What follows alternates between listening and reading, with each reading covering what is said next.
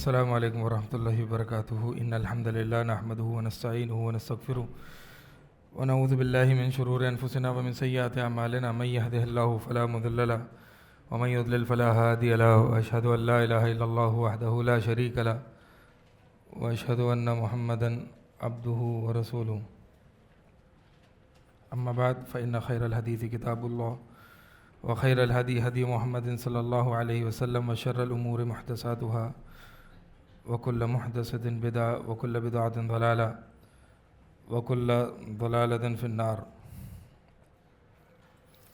کل ہم جو پڑھ رہے تھے الاسس التی یقوم علیہا الالحاد المعاصر، وہ بنیادیں، وہ اصول کہ جس پر موجودہ دور کا الحاد جس پر کھڑا ہوا ہے۔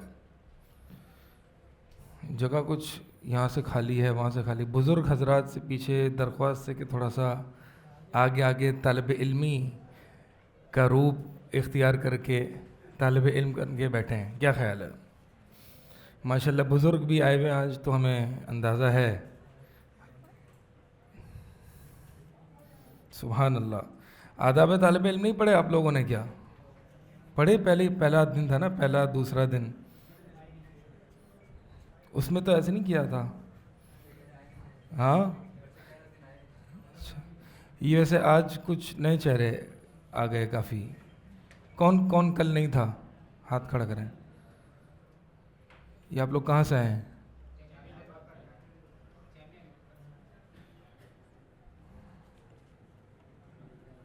اچھا، یہ ایسا علم ہے نا،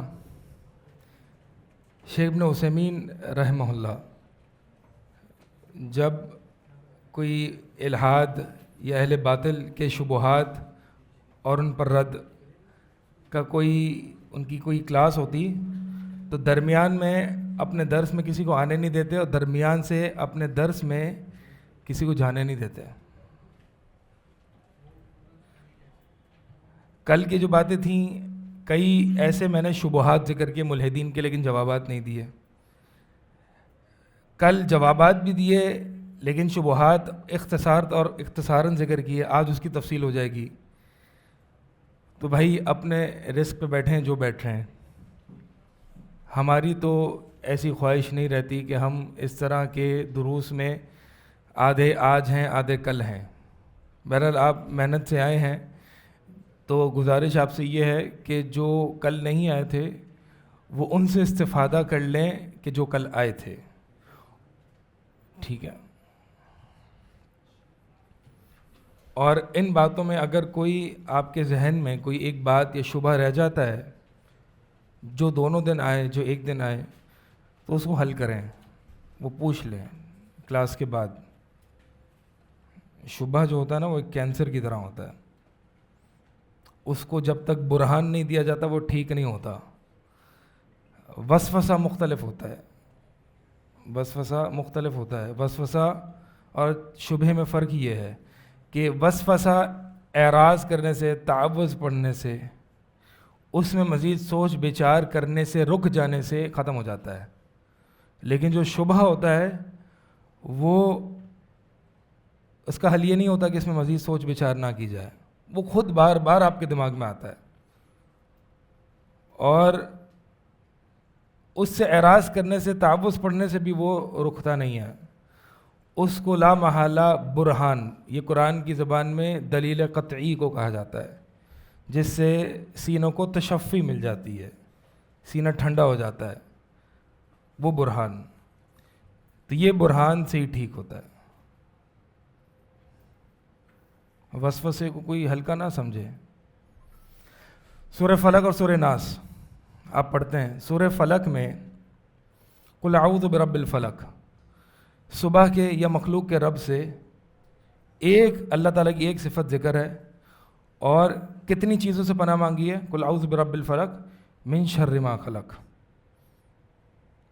ومن شر غاسق اذا وقب، اندھیری رات جب وہ چھا جاتی ہے، ومن شر النفاثات فی العقد، جادوگروں سے، ومن شر حاسد اذا حسد، حسد کرنے والوں سے۔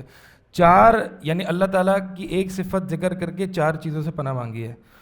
سورہ ناس میں कुल औज़ु रब्बिल नास, रब्बिन नास, मलिक नास, इलाह नास। अल्लाह की 3 सिफ़ात ज़िक्र करके एक चीज़ से पनाह मांगी, और वो क्या है? मिन शर्रिल वसवासिल खन्नास, खन्नास के वसवसों से। खन्नास जो कि पीछे हट हट के बार बार आके वसवसे डालने वाला। यानी इससे अहले इल्म ये इस्तदलाल करते हैं कि ये हासिदीन का असद, जादूगर, ये खारजी जितने फितने, फसादात और गुमराहियाँ ये एक पल्ले में, और शयातीन और खन्नास का वसवसा एक पल्ले में। तो वसवसों को कोई हल्का ना समझे, और वसवसों से यानी अल्लाह ताला यानी तावुज़ पकड़ना चाहिए सुबह शाम। ये अंदरूनी वसवसा है। खैर, तो ये तामुल मा शुबहात का मौजू है पूरा, तामुल मा शुबहात, कि शुबहात के साथ तामुल कैसे करना है, बड़ा अहम मौजू है। इस मसले, इस रद्द इलाहाद के मौजू में बुनियादी तौर पर, मुक़दमे के तौर पर ये पढ़ाया जाता है।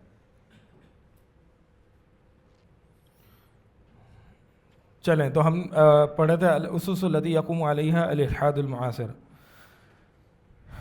मुआसिर मौजूदा दौर के इल्हाद की जो बुनियादें हैं। तीसरे पर थे हम, अश्शक्कु व निस्बियतुल हक़ाइक़, शक, ज़्यादा बेहतर यह है तशकीक, यानी मज़हबुत तशकीक, शक पैदा करना हर चीज़ में। इसको इंग्लिश में कहा जाता है स्केप्टिसिज्म, हर चीज़ में शक पैदा करना। यानी ये एक तरीका है जदीद फ़लसफ़े का कि सबसे पहले जो आपके पास मौजूदा मालूमात है उसको, उस पर तशकीक करो, शक करो, शक की निगाह से देखो। शक की निगाह से देख के जो मौजूदा मालूमात है उसको अपने दिल से साफ़ कर दो। फिर जब आपका दिल बिल्कुल साफ़ हो जाए, ब्लैंक हो जाए, फिर इसमें ख़ुद नज़र और इस्तदलाल करके आप हकीकत तक पहुँचो। ये है तशकीक। और ये एक जिसको जदीद फ़लसफ़े का बाप कहा जाता है, फादर ऑफ मॉडर्न फ़िलासफ़ी, वो है रेने डेकार्ट। और उसका एक स्टेटमेंट और जुमला मशहूर है, I think therefore I am, मैं सोचता हूँ चूँकि मैं हूँ, मैं हूँ चूँकि मैं सोचता हूँ। ये थोड़े से पागल भी होते थे, आपको ये लगेगा ये क्या बकवास है, मैं सोचता हूँ मैं हूँ। अब इसने ख़ुलासतन जो इसने अपना पूरा जदीद फ़लसफ़ा जिस बुनियाद पर खड़ा किया था वो यही था कि सबको शक की निगाह से देखो। अच्छा, अब अपने वजूद में भी शक हो गया जी, मैं हूँ या नहीं, हो सकता है मैं ख्वाब में हूँ। भाई आप ख्वाब देखते हैं, आपको ख्वाब में पता होता है कि आप हकीकत में या ख्वाब में नहीं, तो क्या पता आप हम सब ख्वाब में। शक डाल दिया फजूल का। हाँ, वो ये तो बड़ा ही जानदार बात कर दी। बहरहाल मकसूद ये है कि वो हर चीज़, अब मैं पता नहीं मैं भी हूँ या नहीं हूँ, एक ख्वाब, एक वहम हो। अच्छा, फिर इसने अपने आप को पहले साबित किया, और वो कैसे कि भाई जो भी हूँ मैं सोच तो रहा हूँ ना, जब मैं सोच रहा हूँ तो मैं तो हूँ।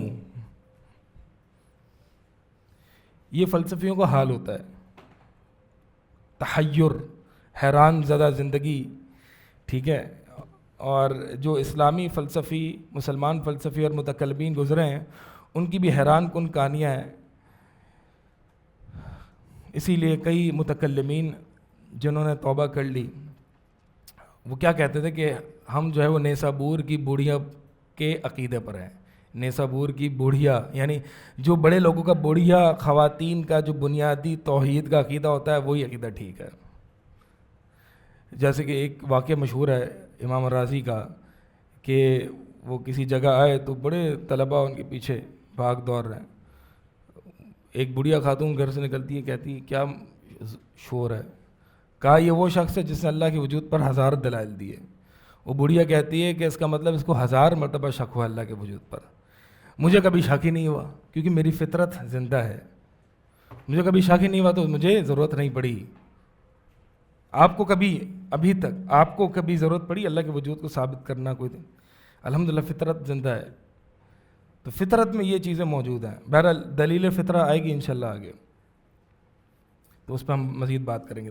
تو یہ جو تشکیک ہے نا ہر چیز میں شک پیدا کرنا, یہ اب میں نے تو نہیں پڑھا, میرے علم میں نہیں ہے کہ آیا کہ یہ مذہب تشکیک متکلمین نے ان فلسفیوں سے لیا ہے, فلسفیوں نے متکلمین سے لیا ہے. متکلمین کا یہ بنیادی, آپ شاید شرح عقیدہ طحاویہ میں بھی یہ باتیں ذکر ہیں اور عقائد میں یہ بات پڑھتے ہیں کہ متکلمین کا یہ ہے کہ اول الواجب علی المکلف الشک. بعض تھوڑے سے اس سے بہتر ہیں اور کہتے ہیں کہ اول الواجب علی المکلف النظر والاستدلال, یعنی ایک مکلف پر سب سے پہلا واجب کیا ہے؟ شک ہے. یعنی پہلے تو شک کرو سب پہ, یعنی آپ پورے جو جس ذات کی عبادت کرتے رہے, اللہ کے بارے میں آپ جو سنتے رہے اس پہ آپ شک کرتے. یہ متکلمین کرتے ہیں.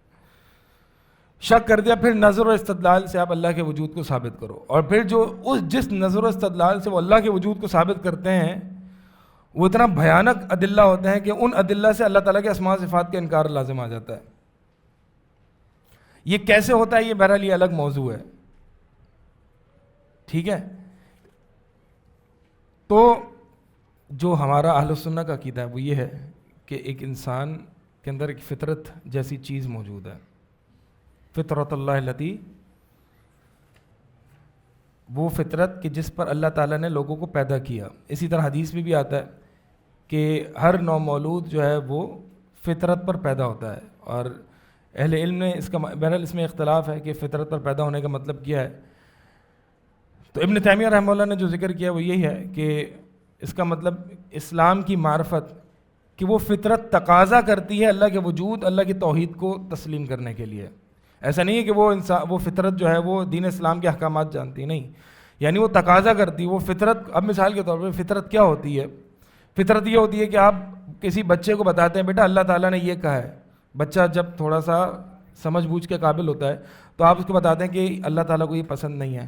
وہ مڑ کے سوال نہیں کرتے یہ اللہ کون ہے, ثابت کرو. کبھی کوئی بچہ سوال نہیں کرے گا کہ یہ اللہ تعالیٰ جس کے بارے میں آپ مجھے بار بار بتا رہے ہو یہ ہیں کون. یہ بہت بڑی دلیل ہے ہماری کہ بچہ سوال نہیں کر. اب بچے پہ تو کوئی معاشرے کے اثرات نہیں ہوتے نا, وہ تو ایک فریش مائنڈ ہوتا ہے. اسی لیے کئی یعنی انگریزوں نے اور جو نصرانی ہیں انہوں نے یہ تحقیق کی کہ جو بچے ہیں ان کو ایک جگہ ڈال دیا جائے اور وہیں تربیت کی جائے, اور کوئی کفر اور کوئی دین کی کوئی بات نہ سکھائی جائے, اور پھر تھوڑے سے بڑے ہو جائیں تو ان سے پوچھا جائے کہ اللہ کے بارے میں اور خدا کے بارے میں. تو یہی تحقیق نکلی کہ سب نے اللہ کے وجود کا اقرار کیا کہ کوئی ہے ہم سے اوپر جس نے ہمیں پیدا کیا. تو یہ دلیل فطرت ہے, یہ اہل السنہ کی سب سے بڑی دلیل ہے. تو ہم یہ کہتے ہیں کہ ایسا ہو ہی نہیں سکتا کہ دل کو آپ پورا صاف کر دو, کہ کچھ بھی باقی نہ رہے, ہر چیز کو تشکیکی نگاہ سے دیکھو. اس کو ماضی میں ابن تیمیہ رحمہ اللہ کی زبان اور ائمہ سلف کی زبان میں اس کو کہا جاتا ہے سفسطہ, سفسطائیون کو کہا جاتا ہے. یہ اصل میں یہ پرانے دور کے ارسطو کے دور کے فلسفی تھے, سوفسٹ کہتے ہیں اس کو. اور یہ سفسطہ کیا ہوتا ہے؟ ہر بنیادی چیز میں شک پیدا کر دینا, ہر چیز میں شک و شبہ پیدا کرنا. یعنی اب مثال کے طور جیسے کہ آج بنیادی وہ باتیں کہ جو انسان کی فطرت پہلے سے جانتی ہے, ٹھیک ہے. اب جیسے کہ جینڈر دو ہیں, جنس دو ہیں, ایک ذکر ایک انثیٰ. کبھی بھی کوئی بچہ یہ سوال نہیں کرتا اس کی کیا دلیل ہے جنس دو ہیں. آج جو ماڈرن فیمنسٹ ہیں اور جو ملحدین ہیں وہ اس پر اعتراض کرتے تھے جنس دو نہیں ہے بھائی, یہ تو ایک تمہاری معاشرے کی تمہاری ذہنی تخلیق ہے, جنس تو بہت سارے ہیں, ٹھیک ہے. تو یہ جو جنسیت یہ تم نے کھیلی ہے. یہ مردانگی کیا ہوتی ہے؟ تمہاری پیداوار ہے. تو مرد بننا یا عورت ہونا اور پھر مرد و عورت کی ذمہ داریاں ہونا یہ تمہاری پیداوار ہے, تم نے یہ کیا ہے. تو یہ ایسی تشکیک ہے کہ بنیادی مقدمات میں یعنی سفسطہ کہتے ہیں کہ ہر چیز کو شک کی نگاہ سے دیکھنا, حتیٰ کہ جو علوم بدیہیہ ہیں, علوم ضروریہ, دو طرح کی منطق میں آپ یہ بات پڑھتے ہیں. اور منطق کیا, یہ بات ویسے بھی ہے کہ جو علوم ہے یا جو تصدیق ہے وہ دو طرح کی ہے, ایک ضروری ہے اور ایک نظری ہے. ضروری علوم کیا ہوتے ہیں؟ یہ ہم مصطلح الحدیث میں بھی یہ بات پڑھتے ہیں, ٹھیک ہے, کہ متواتر علم ضروری کا فائدہ دیتی ہے, اور خبر احاد جو ہے وہ کس کا فائدہ دیتی ہے؟ ہاں, کس کا؟ ظن کا فائدہ دیتی ہے. یہ الگ بحث ہے کہ یہ بات صحیح ہے نہیں, لیکن بہرحال یہ ہر مصطلح الحدیث کی کتاب میں آپ پڑھتے ہیں.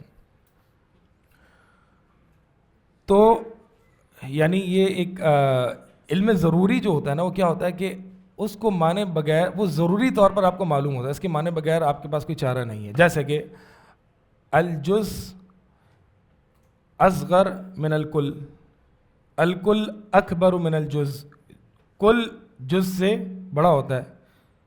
اس پہ آپ دلیل تو پیش نہیں کریں گے نا, یہ چیزیں معلوم ہوتی ہیں.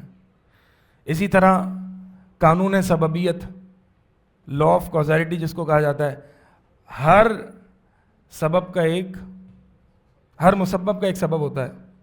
اب یہ مثال کے طور پر آواز آئی آپ کو, اس آواز کا ایک سبب ہے, اور وہ سبب کیا ہے؟ میرا اس چیز کو نیچے پھینکنا.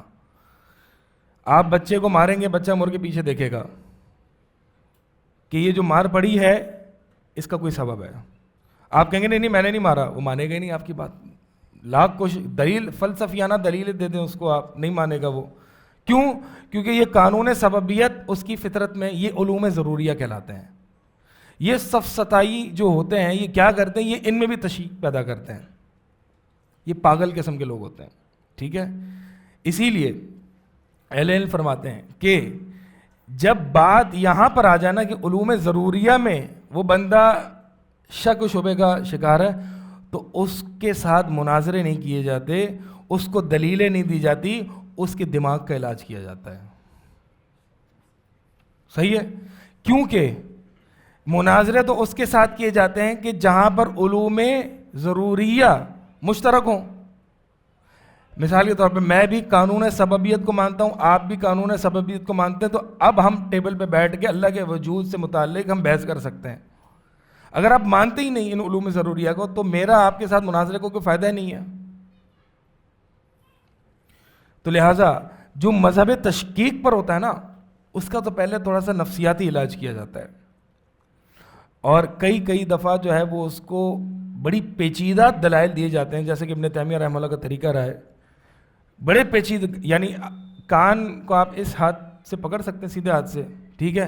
ابن تیمیہ رحمہ اللہ فرماتے ہیں کہ کچھ لوگوں کا مزاج اور اندر کا جو وہ ہوتا ہے وہ ایسا بن چکا ہوتا ہے کہ وہ اس ہاتھ سے کبھی بھی کان نہیں پکڑے گا, وہ پاؤں کے نیچے سے گھما کے کان کو پکڑے گا. مثال میں دے رہا ہوں, ابن تیمیہ رحمہ اللہ کا مقصود یہی ہے کہ اس کو سیدھی بات سمجھ میں نہیں آتی, اس کو ٹیڑھی بات سمجھ میں آئے گی, پیچیدہ بات, فلسفی بات, سمجھ آ رہی ہے. تو یہ جو ہر معاملے میں شک کا شکار ہوتے ہیں, ان کو کبھی بھی سیدھی بات سمجھ میں نہیں آئے گی. تو ان کے ساتھ کیسے ڈیل کرنا ہے؟ بہرحال یہ الگ قسم کے لوگ ہوتے ہیں, یہ الگ قسم کی مخلوق ہوتی ہے. اور یہ جو ملحدین ہیں عموماً ان میں یہ بعض علوم, ابھی جیسے کہ یہ اللہ کا وجود ہے, یہ علم ضروری ہے, علم ضروری ہے, فطری ہے. یہ آپ آگے پڑھیں گے, علم ضروری ہے, فطری ہے. اسی لیے اللہ تعالیٰ نے استفہام تقریری کے انداز میں فرمایا اف اللہ شک فاطر السماوات والارض, کہ اللہ میں بھی کوئی شک ہو سکتا ہے, اللہ کے وجود میں, اللہ کی توحید میں. اسی وقالت رسلہم, یعنی رسولوں نے یہ کہا کہ اللہ میں بھی کوئی شک ہو سکتا ہے.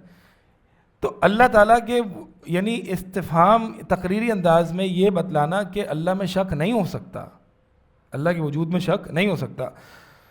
لہٰذا یہاں پہ اس مذہب تشکیک میں آپ اس کی فطرت کو ابھار سکتے ہیں, اس کی فطرت میں میل کچھ لا چکا ہوتا ہے, یا آپ بہت ہی پیچیدہ فلسفیانہ دلائل دے کے شاید اس کو قائل کر لیں, لیکن یہ لوگوں میں بہت شاذ و نادر قسم کے لوگ ہوتے ہیں, ٹھیک ہے. اب مثال کے طور پر یہ یعنی الشیء من لا شیء, سم تھنگ فرام نتھنگ, یہ تو علم ضروری ہے, یہ پاسبل نہیں, مستحیل ہے کہ فاقد الشیء لا یعطیہ, کہ جس کے پاس کوئی چیز ہے, میرے پاس جیب میں پیسے نہیں ہیں, میں آپ کو دے سکتا ہوں کیا؟ نہیں دے سکتا. بدیہی بات ہے, میں کوئی دلیل تو نہیں دوں گا آپ کو اس پہ, ٹھیک ہے. آپ بولیں گے نہیں میں تو نہیں مانتا, آپ کہیں میں نہیں مانتا, میں کہا بھائی آپ کا علاج نہیں ہے, آپ پھر تھوڑا سا اپنا علاج کروائیں. اب نہیں مانتے تو اب آج کے ملحدوں نے کیا کیا, اس علوم ضروریہ کے انکار پر بڑے فلسفے رکھ دیے. ٹھیک ہے, اب یہ لارنس کراس ہے, اس نے حمزہ زورجس کے ساتھ ایک ڈیبیٹ کی تھی اللہ کے وجود پر. لارنس کراس فزسٹ ہے, بلکہ اس نے اپنی کتاب پوری کتاب لکھ دی اے یونیورس فرام نتھنگ, پوری کائنات من لا شیء, الکون من لا شیء, یہ پوری کائنات بغیر کسی چیز کے آ گئی. اور پھر اس کو وہ عجیب و غریب نظریات سے ثابت کرتے ہیں. بہرحال وہ ایک الگ بحث ہے کہ ان کو سائنسی طور پر کیسے رد کیا جائے, اور سائنٹسٹ نے رد بھی کیا کہ ایسا ہو ہی نہیں سکتا. مقصود یہ ہے کہ ہم اس لیول پر آ گئے ہیں کہ ہمیں ملحدوں سے اب علوم ضروریہ پر بحث کرنے کی حاجت آ گئی ہے. یعنی یہ زمانہ آ گیا. اب مثال کے طور پہ یہ دیکھیں کہ یہ ہومو سیکشوالٹی ہے, ہم جنس پرستی, آج سے 70-80 سال پہلے یہ نفسیاتی بیماری سمجھی جاتی تھی. ٹھیک ہے, یہ آپ کو ثابت نہیں کرنا پڑتا تھا کہ ہومو یعنی ہم جنس پرستی ایک بندے کا ایک بندے کی چاہت ہو سکتی ہے. وہ اپنی اس چاہت کو جسٹیفائی نہیں کر سکتا تھا, پاگل سمجھا جاتا تھا وہ. آج جو ہے وہ اس کو جسٹیفائی کیا جاتا ہے, اس شہوت کو. تو آج ہم بالکل یا تو جانوروں کے لیول پہ ملحدین اترے ہوئے ہیں, اولئک کالانعام بل ہم اضل, یا پھر جو ہے وہ علوم بدیہیہ اور علوم ضروریہ میں تشکیک پیدا کر رہے ہیں. اور یہ جو متشککین ہیں اور جو شک والا مذہب اپناتے ہیں, وہ لا محالہ اس کا لازم نتیجہ یہ نکالتے ہیں کہ حقائق جو ہے وہ نسبیہ ہیں. یعنی اس کو کہتے ہیں ریلیٹیوزم, یعنی کوئی حق مطلق نہیں ہے کہ اس کو کہو کہ وہ سب کے نزدیک وہ سچ ہے, بلکہ تمہارے نزدیک تمہارے پیرائے میں یہ حق ہے, میرے پیرائے میں یہ حق ہے. یہ اس کو کہتے ہیں نسبیت الحق. ٹھیک ہے, یعنی گویا کہ یہ جیسے کہ آئس کریم کے فلیور کی طرح ہو گئے. اب میں کہتا ہوں کہ مجھے آئس کریم کا جو چاکلیٹ فلیور ہے نا وہ مجھے پسند ہے, آپ یہ کہہ سکتے ہیں جھوٹ کہہ رہے ہو. نہیں بھائی, میرے لیے صحیح ہے, میرے لیے چاکلیٹ اچھا ہے. آپ کہیں میرے لیے اسٹرابیری اچھا ہے, میں کہا ٹھیک ہے بھائی آپ کے لیے اسٹرابیری اچھا ہے. تو اب یہ جو چیز ہے نا, یہ جو نسبیت والی چیز ہے, انہوں نے الہیات کے ابواب میں اپلائی کر دی ملحدین نے, اور کہا کہ اب کوئی کہتا ہے کہ جی اللہ تعالیٰ ہے, ٹھیک ہے یہ آپ کے لیے صحیح ہے. کوئی کہتا ہے نہیں آپ کے لیے بھی ٹھیک ہے, یہ سب ٹھیک, سب ٹھیک ہیں. ٹھیک ہے, یہ بہرحال یہ تو پوسٹ ماڈرنزم کہا جاتا ہے اس کو, پوسٹ مابعد جدیدیہ, مابعد جدیدیہ, مابعد الحداثہ. ٹھیک ہے, ہم جس دور میں ہیں کچھ ہم حداثہ یعنی جدیدیت کے دور میں, اور کچھ ہم مابعد الحداثہ. جدیدیت نے تو یہ دعویٰ کیا تھا نا کہ یہی حق ہے, یعنی مادہ ہی سب کچھ ہے, مادہ ہی حق ہے, ما ورائے مادہ کچھ نہیں ہے. مابعد جدیدیت نے کیا کیا کہ نہیں سب ٹھیک ہے, مسلمان بھی ٹھیک ہے اور کافر بھی ٹھیک ہے, ایتھیسٹ بھی ٹھیک ہے, سب ٹھیک ہے اپنی اپنی جگہ پہ. ٹھیک ہے, تو میں بتا رہا تھا کہ یہ اس کا لازمی نتیجہ, اب ہر چیز کو آپ نے شک میں ڈال دیا, یعنی اب کوئی یقینی حتمی حق نہیں ہو سکتا. ٹھیک ہے, بہرحال یہ ہم نے یعنی جو ہمارے ہاں ایک جو سب یہ مسلمانوں میں بھی اپلائی کرتے تھے کہ جی مسلمانوں میں جتنے فرقے وہ بھی سارے ٹھیک ہیں. ٹھیک ہے, تو یہ جو ہے نا یہ یہاں سے فکر لی ہے, یہ پوسٹ ماڈرنزم کی یہ فکر ہے کہ جو آج یہ بڑھتی چلی جا رہی ہے ہمارے مسلمانوں میں بھی کہ سب ٹھیک ہیں. پہلے نہیں ہوتا تھا یہ, پہلے جو باطل پرست بھی ہوتے تھے نا وہ کہتے تھے کہ ہم ٹھیک ہیں. آج یہ کہنا کہ میں ہی ٹھیک ہوں یہ ایک بہت بڑا عجیب و غریب تکبر سمجھا جاتا ہے. تو پہلے کبھی میں نے کہیں نہیں پڑھا عقیدے کی کتب میں کہ کسی نے امام احمد ابن حنبل پر یہ اعتراض کر دیا کہ آپ ہی ٹھیک ہیں, یعنی نہیں سب مسلمان ہیں, یہ اہل السنہ والجماعہ, یہ اہل الحدیث, یہ کوئی چیز نہیں ہوتی, سب مسلمان ہیں. یہ سب مسلمانوں والی جو منجن ہے یہ آج ہی بیچا گیا, پہلے تو نہیں تھا. ٹھیک ہے, تو سب ٹھیک نہیں ہوتے, حق ایک ہوتا ہے. حتیٰ کہ فقہا بھی یہ فرماتے ہیں کہ جو حدیث میں آتا ہے نا کہ نبی علیہ السلام کی جو حدیث ہے کہ جب حاکم اجتہاد کرتا ہے اور خطا کرتا ہے تو اس کے لیے ایک اجر, اور جو ثواب تک پہنچ جاتا ہے اس کے لیے دگنا اجر ہے. تو یہاں پہ بھی اہل علم فرماتے ہیں اس کا ثواب تک پہنچ جاتا ہے. یہاں پہ بھی حق ایک ہی ہے, اجر دونوں کے لیے ہے, اجر دونوں کے لیے, یعنی فقہی اجتہادات میں بھی جو معروضی حتمی حق ہے وہ ایک ہی ہے. خیر چلیں بات کہیں اور نکل گئی. مقصود یہ ہے کہ مسلمان تو فقہی اور فروعات میں بھی اس لیول تک ہیں کہ حق نسبی ہوتا ہی نہیں بھائی. تم تو الہیات اور وجود باری تعالیٰ اور بڑے بڑے مطالب کی بات کر رہے ہو, مسلمان تو بالکل نیچے جا کے بھی یہی کہتے ہیں کہ حق نسبی ہوتا ہی نہیں.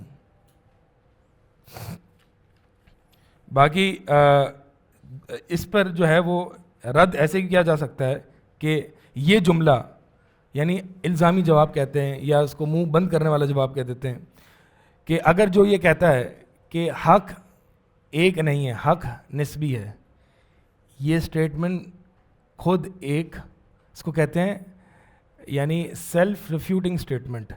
یہ جملہ خود اپنے آپ پر رد کر رہا ہے. کیوں؟ کیونکہ یہ حق کا دعویٰ خود کر رہا ہے. یعنی یہ ملحد کہہ رہا ہے کہ حق بات یہ ہے کہ حق نسبی ہے, تو میں کہوں گا یہ آپ کا حق کا جو دعویٰ یہ بھی نسبی ہے. تو یہ آپ کے لیے ٹھیک ہے, ہمارے لیے ٹھیک نہیں ہے. سمجھ آ رہی ہے بات؟ اور اکثر ملحدین کے جو ہے نا دعوے وہ خود ہی مردود ہوتے ہیں, وہ خود ہی اپنا آپ کا رد کرتے ہیں, تناقض کا شکار ہوتے ہیں. باقی رہی بات یہ کہ ہر چیز میں شک پیدا کرنا, تو بھائی اس پہ تو زندگی چل ہی نہیں سکتی. ہر چیز کے بارے میں شک پیدا کر, اسی لیے جو بعض ملاحدہ ہیں وہ کہتے ہیں کہ نہیں, یعنی جو ریڈیکل اسکیپٹسزم ہے نا, یعنی جو غلاۃ متشککین, وہ ہر چیز میں ہر مصدر معرفت پر وہ تشکیک پیدا کرتے ہیں, عقل کے نتائج پر بھی, سائنس کے نتائج پر بھی. لیکن جو ملاحدہ جدد ہیں, نئے ملاحدہ ہیں, وہ جو ہے وہ کہتے ہیں کہ نہیں عقل کے نتائج ٹھیک ہیں, سائنس کے نتائج بھی ٹھیک ہیں. وہ صرف اور صرف شک کی نگاہ سے دینی باتوں کو دیکھتے ہیں, اپنے مطلب کی باتیں. چلیں جی, باقی رہی بات شبہات. شک اور شبہات ایک ہی چیز ہے. یہ جو جب ایک انسان شبہات اور شک میں پڑ جائے, خاص طور پر مسئلہ وجود باری تعالیٰ کے تعلق سے, تو اس کو کیسے چند 5-6 نکات ہیں وہ یہاں پہ ذکر کیے. اگلے پیج پہ دیکھیں یا کس پیج پر ہیں, قواعد التعامل مع الشبہات پر آ جائیں. پھر مجھے یاد دلانا, وہ آخری پوائنٹ رہ گیا ہے. ٹھیک ہے, تو شک اور شبہات کی بات ہے, تو میں نے کہا کہ ابھی یہ موضوع یہیں پہ کور ہو جانا چاہیے. مل گیا قواعد التعامل مع الشبہات, پڑھیں. بسم اللہ الرحمن الرحیم. قواعد التعامل مع الشبهات. تحديد الشبهة يسهل ردها عاطفية واقعية إرادية.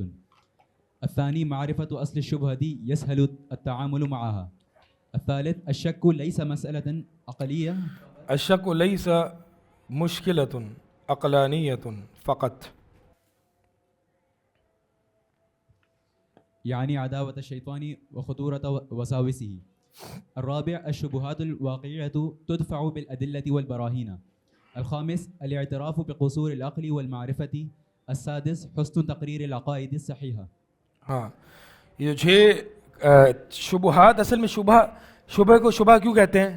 کیونکہ وہ حق کے مشابہ ہوتا ہے, بظاہر حق کے مشابہ ہوتا ہے, اسی لیے مقبول ہو جاتا ہے. تو وہ حق کے لباس میں آ کے لوگوں کو گمراہ کرتا ہے. اور یہ جو شبہ ہوتا ہے نا, یہ ایک دل پہ ایک وہ خیال یہ عمل ہوتا ہے کہ جو حق اور یعنی دل کو حق تک پہنچنے سے بیچ میں رکاوٹ بن جاتا ہے. اس میں جو 6واں پوائنٹ ہے نا وہ سب سے اہم ہے اور سب سے بنیادی ہے, اس لیے اس کو پہلے بات کرتے ہیں. حسن تقریر العقائد الصحیحہ. شبہات کا سب سے پہلا بنیادی علاج, حل جو ہے وہ صحیح عقائد کی مضبوطی سے تحصیل ہونا, صحیح عقائد صحیح سے پتہ ہونا. اور ابن تیمیہ رحمہ اللہ, بعض اوقات آپ دیکھیں کہ قرآن نے ہر شبہ کا جواب نہیں دیا, بلکہ وہاں صحیح عقیدہ پیش کر دیا.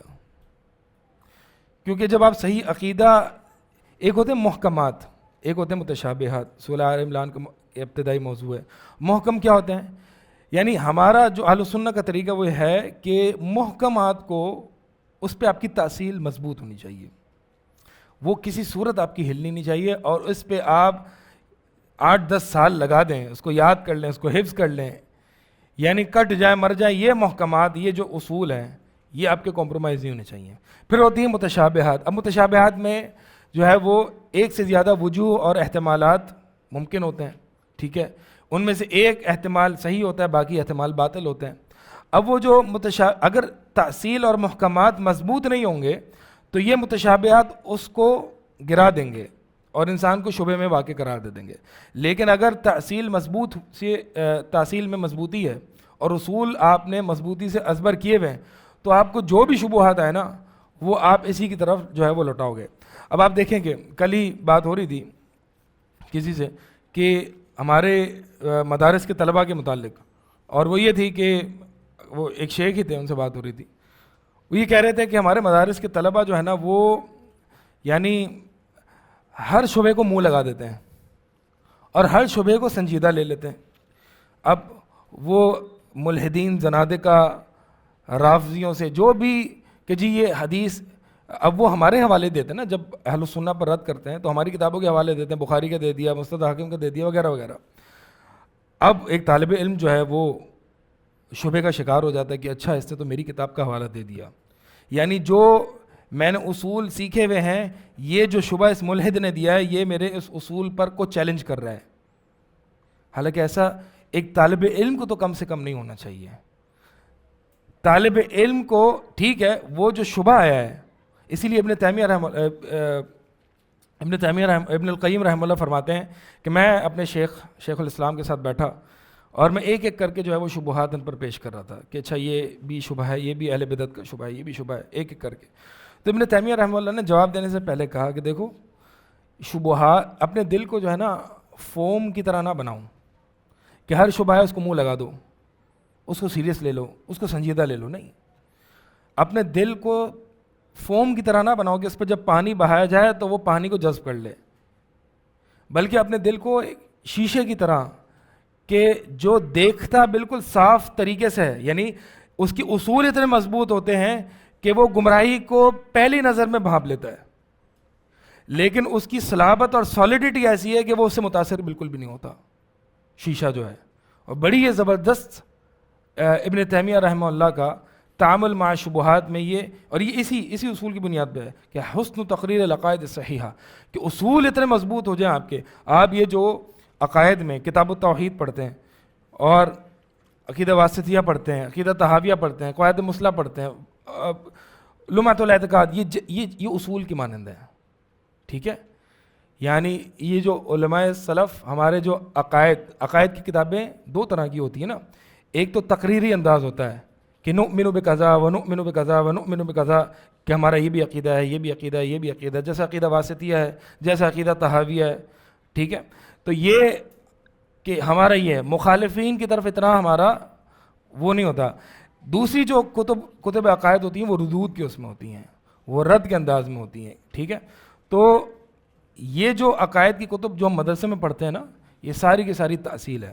اس پہ معذرت کے ساتھ ہمارے طلباء میں عقائد میں بہت کمزوری ہے، عقائد میں ہر اعتبار سے، تو اصول اس کو پختہ کر لیں، اس کو یاد کر لیں، اس کو حفظ کر لیں، اور پھر جب یہ اصول آپ کے مضبوط ہوں گے تو اپنے دل کو شیشے کی مانند بنا لیں۔ یہ جتنے بھی شبہات ہیں اس سے متاثر نہیں ہونا، ہاں اس کو حل کریں، اس کو جواب ڈھونڈیں، لیکن اس سے متاثر بالکل بھی نہ ہوں۔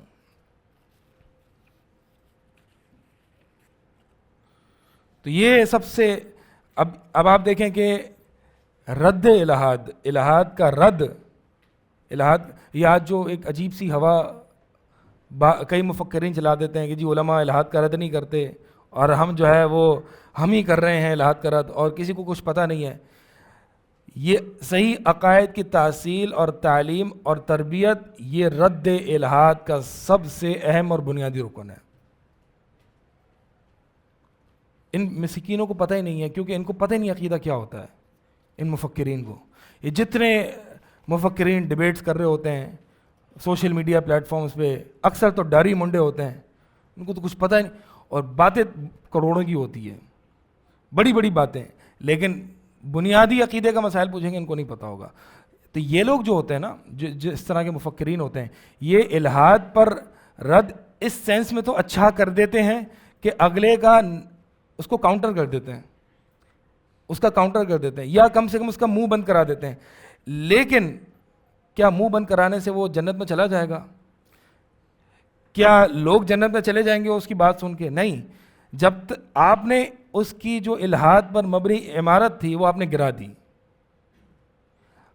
لیکن آپ نے اسلام کی عمارت نہیں پیش کی، کیونکہ آپ کو اسلام کا پتہ ہی نہیں ہے. بلکہ بعض اوقات تو یہ اتنا برا کام کرتے ہیں کہ ملحدین کی بنائی ہوئی عمارت کو مزید پختہ کر دیتے ہیں.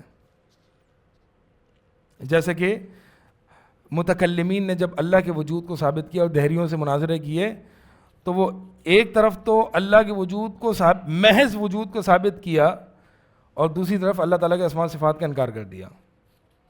ٹھیک ہے، تو یہ رد الباطل بالباطل یہ مفکرین اور متکلمین کا طریقہ ہے. اہل السنہ کا طریقہ کیا ہے؟ رد الباطل بالحق. یہ اصل ہونا چاہیے، باطل کا رد حق کے طریقے سے کرنا اور اس کے مقابلے میں حق کو قائم کرنا. یہ آپ نے کچھ بھی نہیں کیا اگر آپ نے مثال کے طور پر کیپٹلزم کے اصولوں کو کاؤنٹر کر دیا، نقض کر دیا، اچھا پھر کیا؟ یا مثال کے طور پر آپ نے اللہ کے وجود کو ثابت کر کے چھوڑ دیا. اللہ کے وجود کو صرف ثابت کرنا یہ کوئی کمال تھوڑی ہے. یہ کوئی کمال ہے کہ انسان، اب مثال کے طور پر ملحدین سارے بیٹھے ہوئے، آپ نے ایک ملحد سے مناظرہ کیا، اللہ کا وجود ثابت ہو گیا، جی آپ نے تالیاں بجا لیں، سب فتح ہو گئی آپ کی، کہ یہ سارے جنت میں چلے جائیں گے؟ ہاں، اللہ کے وجود کو مان کے جنت پکی ہو جاتی ہے؟ کیا خیال ہے؟ یہ تو آپ نے توحید ربوبیت بھی نہیں، یہ تو آپ نے صرف واجب الوجود ثابت کیا ہے. صرف اور صرف کیا کیا آپ نے؟ واجب الوجود ثابت کیا ہے. واجب الوجود کیا ہوتا ہے؟ کس کو پتہ ہے؟ یعنی یہ ہمارے پاس جو ہے نا وہ اس بحث کو یاد رکھنا ہے آپ نے. ٹھیک ہے، اس بحث کو یاد رکھنا ہے، ٹو بی کنٹینیوڈ انشاءاللہ اگلے پیج پر. تو میں آپ کو سمجھاؤں گا کہ پھر واجب الوجود کیا ہوتا ہے. جو کنٹنجنسی، اور آپ نے یہ سنا ہے نا، کنٹنجنسی تو سن لیا ہوگا نا آپ نے، کنٹنجنسی آرگیومنٹ، کہ یہ کائنات کنٹنجنٹ ہے، اللہ نیسیسری بینگ ہے. بہرحال یہ بھی ایک عجیب و غریب اللہ کے ساتھ سوء ادب ہے، اس طرح کے الفاظ استعمال کرنا جو کہ ہمارے لوگ کرتے ہیں. خیر، تو یہ بحث آپ نے یاد رکھنی ہے. کیا بحث؟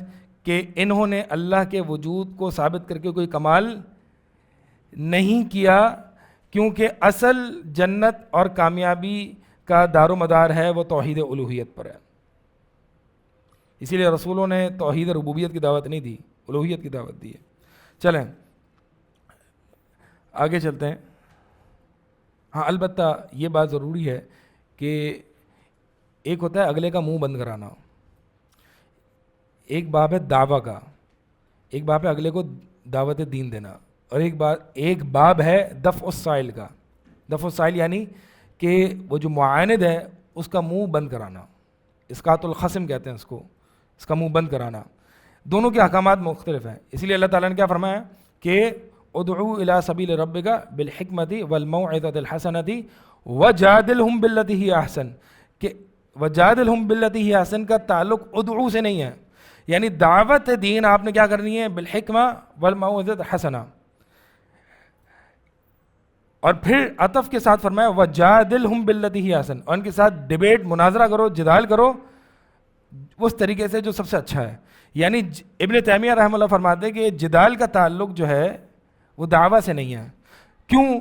کیونکہ بعض اوقات جدال میں آپ نے اگلے کا صرف اور صرف منہ بند کرانا ہوتا ہے اور اس کے شر سے لوگوں کو آگاہ کرنا ہوتا ہے، اس کو دعوت دینا مقصد نہیں ہوتا. تو جب یہاں پہ مقصد دفع السائل ہو، منہ بند کرانا ہو معاند کا، اور وہ جو بڑا کھل کے الہاد کی طرف دعوت دے رہا تھا اس کا منہ بند کرانا ہو، تو یہاں پر جو ہے وہ پھر صرف اور صرف اللہ کے وجود کو ثابت کر کے اس پہ اکتفا کر کے اس کا منہ بند کرایا جا سکتا ہے. لیکن جہاں پر لوگ دیکھ رہے ہیں بڑی تعداد میں، وہاں پر صرف اور صرف اللہ کے وجود کو ثابت کر کے یہاں پہ بس کر دینا یہ کوئی نبوی منہج نہیں ہے. کیونکہ لوگ سمجھیں گے اچھا چلو ٹھیک ہے، اللہ کا وجود ثابت ہو گیا، مسلمان پکا ہو گیا. حالانکہ اللہ کے وجود کو تو تمام ادیان ثابت کرتے ہیں. تو یہ ایک اہم نقطہ ہے باب جدال اور دعویٰ میں کہ جو ہمیں ذہن نشین رکھنا چاہیے. سمجھ آ رہی ہے؟ نہیں آ رہی؟ نہیں آ رہی؟ آ رہی ہے. چلیں کچھ چیزیں نہیں بھی ہیں اور کچھ چیزیں آ جائیں تو بھی اچھی بات ہے. سب کچھ سمجھ میں نہ آنا یہ بھی اچھا ہی ہوتا ہے.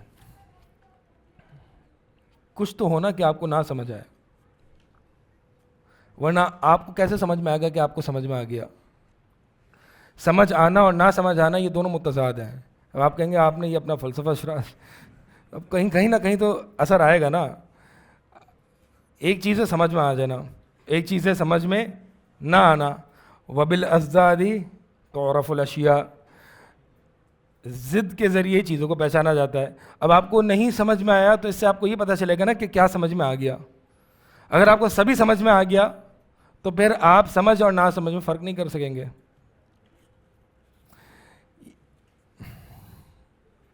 یہ دلیل آئے گی مشکلات الشر میں, مسئلہ شر میں. چلیں جی, تو قواعد و تعامل مع الشبہات, تو یہ عقیدے کی تعلیم دینا یہ الحاد کے پر بڑی سی دیوار کھڑی کر دینا ہے. تو یہ بہت بڑی ایک شبہ ہے کہ جو ہمارے کئی اخوانی قسم کے مسلمان, مفکرین قسم کے مسلمان پھیلاتے ہیں کہ جی علماء رد الحاد پر کام نہیں کرتے. علماء رد الحاد پر کام, او بھائی اگر علماء نے عقائد کی تعلیم دینا چھوڑ دی نا, الحاد کا وہ سونامی آئے گا نا, آپ کی سوچ ہے وہ سونامی. اگر یہ صحیح عقائد کی تعلیم سے لوگ پیچھے ہو جائیں تو اس لیے صحیح عقائد جو ہے نا اس کی تعلیم دیں. خیر آگے چلتے ہیں. پہلا نمبر جو ہے تحدید الشبہۃ یسہل ردھا, کہ شبہے کی تحدید کر دینا کہ یہ شبہ کون سا شبہ ہے, اس سے اس شبہ کا رد کرنا آسان ہو جاتا ہے. اب شبہ کی کون سا شبہ ہے؟ شبہ عاطفی ہے, واقعی ہے, ارادی ہے. 3 طرح کی شبہ. عاطفی شبہ کون سا ہوتا ہے؟ جو جذبات پر قائم ہوتا ہے. جیسے کہ میرے ساتھ کچھ برا ہو گیا تو میں نے اللہ کے وجود کا انکار کر دیا, ٹھیک ہے. یہ واقعی یعنی واقعی کسی فلسفیانہ عقلی بنیاد پر ایک شبہ لگ جائے. اور ارادیہ جو شبہ ہوتا ہے وہ ایمان کی کمزوری کی وجہ سے جو شبہ لگتا ہے, ایمان کی کمزوری کی وجہ سے. تو کئی شبہات ایمان کی کمزوری کی وجہ سے آتے ہیں. لہذا اب آپ کو مثال کے طور پر پتہ ہے کہ یہ شبہ جو ہے وہ ارادیہ ہے, تو آپ اس کا حل کیسے کریں گے؟ عقلی فلسفی دلائل دیکھے نہیں, کیا کریں گے؟ اس کا ایمان بڑھائیں گے, اس کے وہ چیزیں بتائیں گے جس سے اس کا ایمان بڑھ جائے. اور اگر شبہ عاطفیہ ہے, جذبات پر قائم ہے, تو اس کی کاؤنسلنگ کریں گے, نہ کہ اس کو آپ عقلی دلائل دیں گے.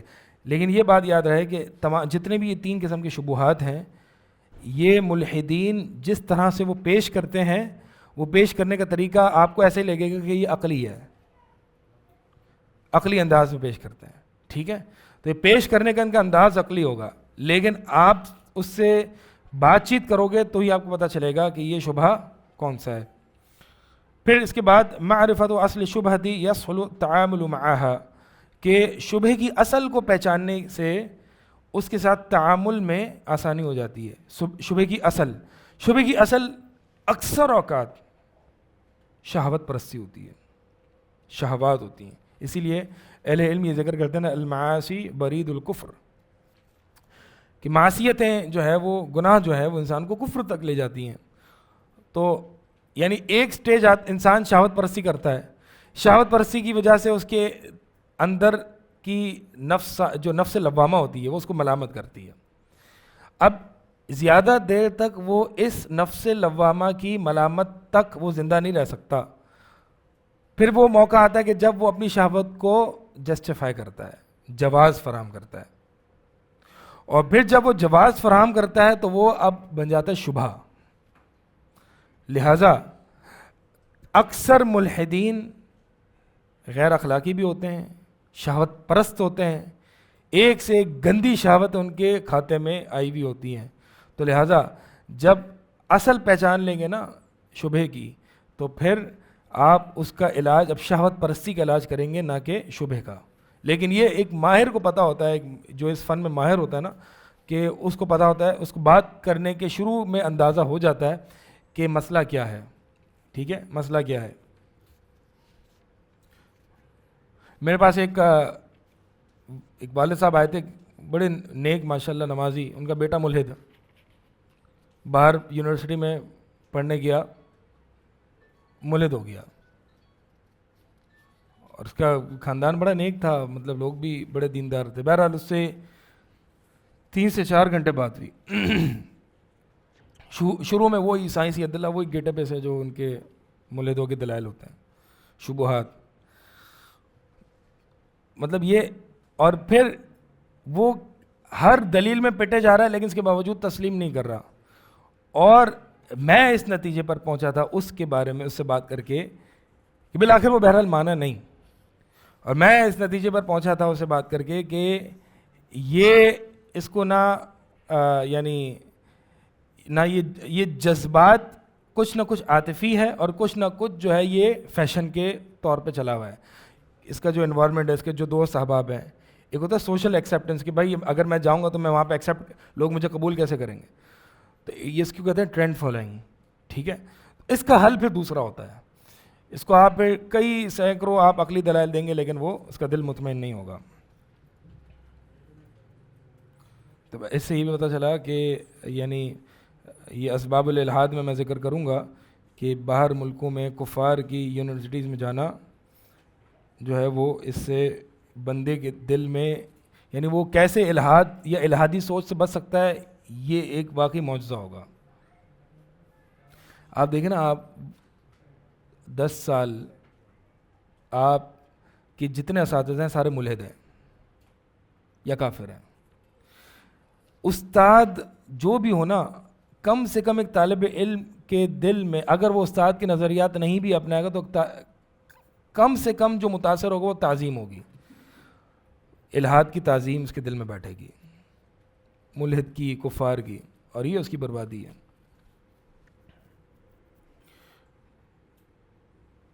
آگے ہے الشک لیس مشکلۃ عقلانیۃ فقط. شک جو ہے یہ محض عقلی مسئلہ نہیں ہے کہ اس کو عقلی شبہ لگ گیا. یعنی اس کا مطلب یہ ہے کہ شیطان کی دشمنی اور عداوت بھی ہے، شیطان کے وسوسے بھی ہیں، اور وسوسے پہ میں نے شروع میں بات کر لی کہ وسوسے کتنے خطرناک ہوتے ہیں. یعنی اس کا مطلب یہ ہے کہ شک جو ہے وہ صرف عقلی شبہ نہیں ہوتا، بلکہ شیطان بھی اس کے پیچھے لگا ہوا ہوتا ہے. الشبہات، یعنی اس کو پھر شیطان سے لڑنا سکھایا جائے. الشبہات الواقعیہ تدفع بالادلۃ والبراہین.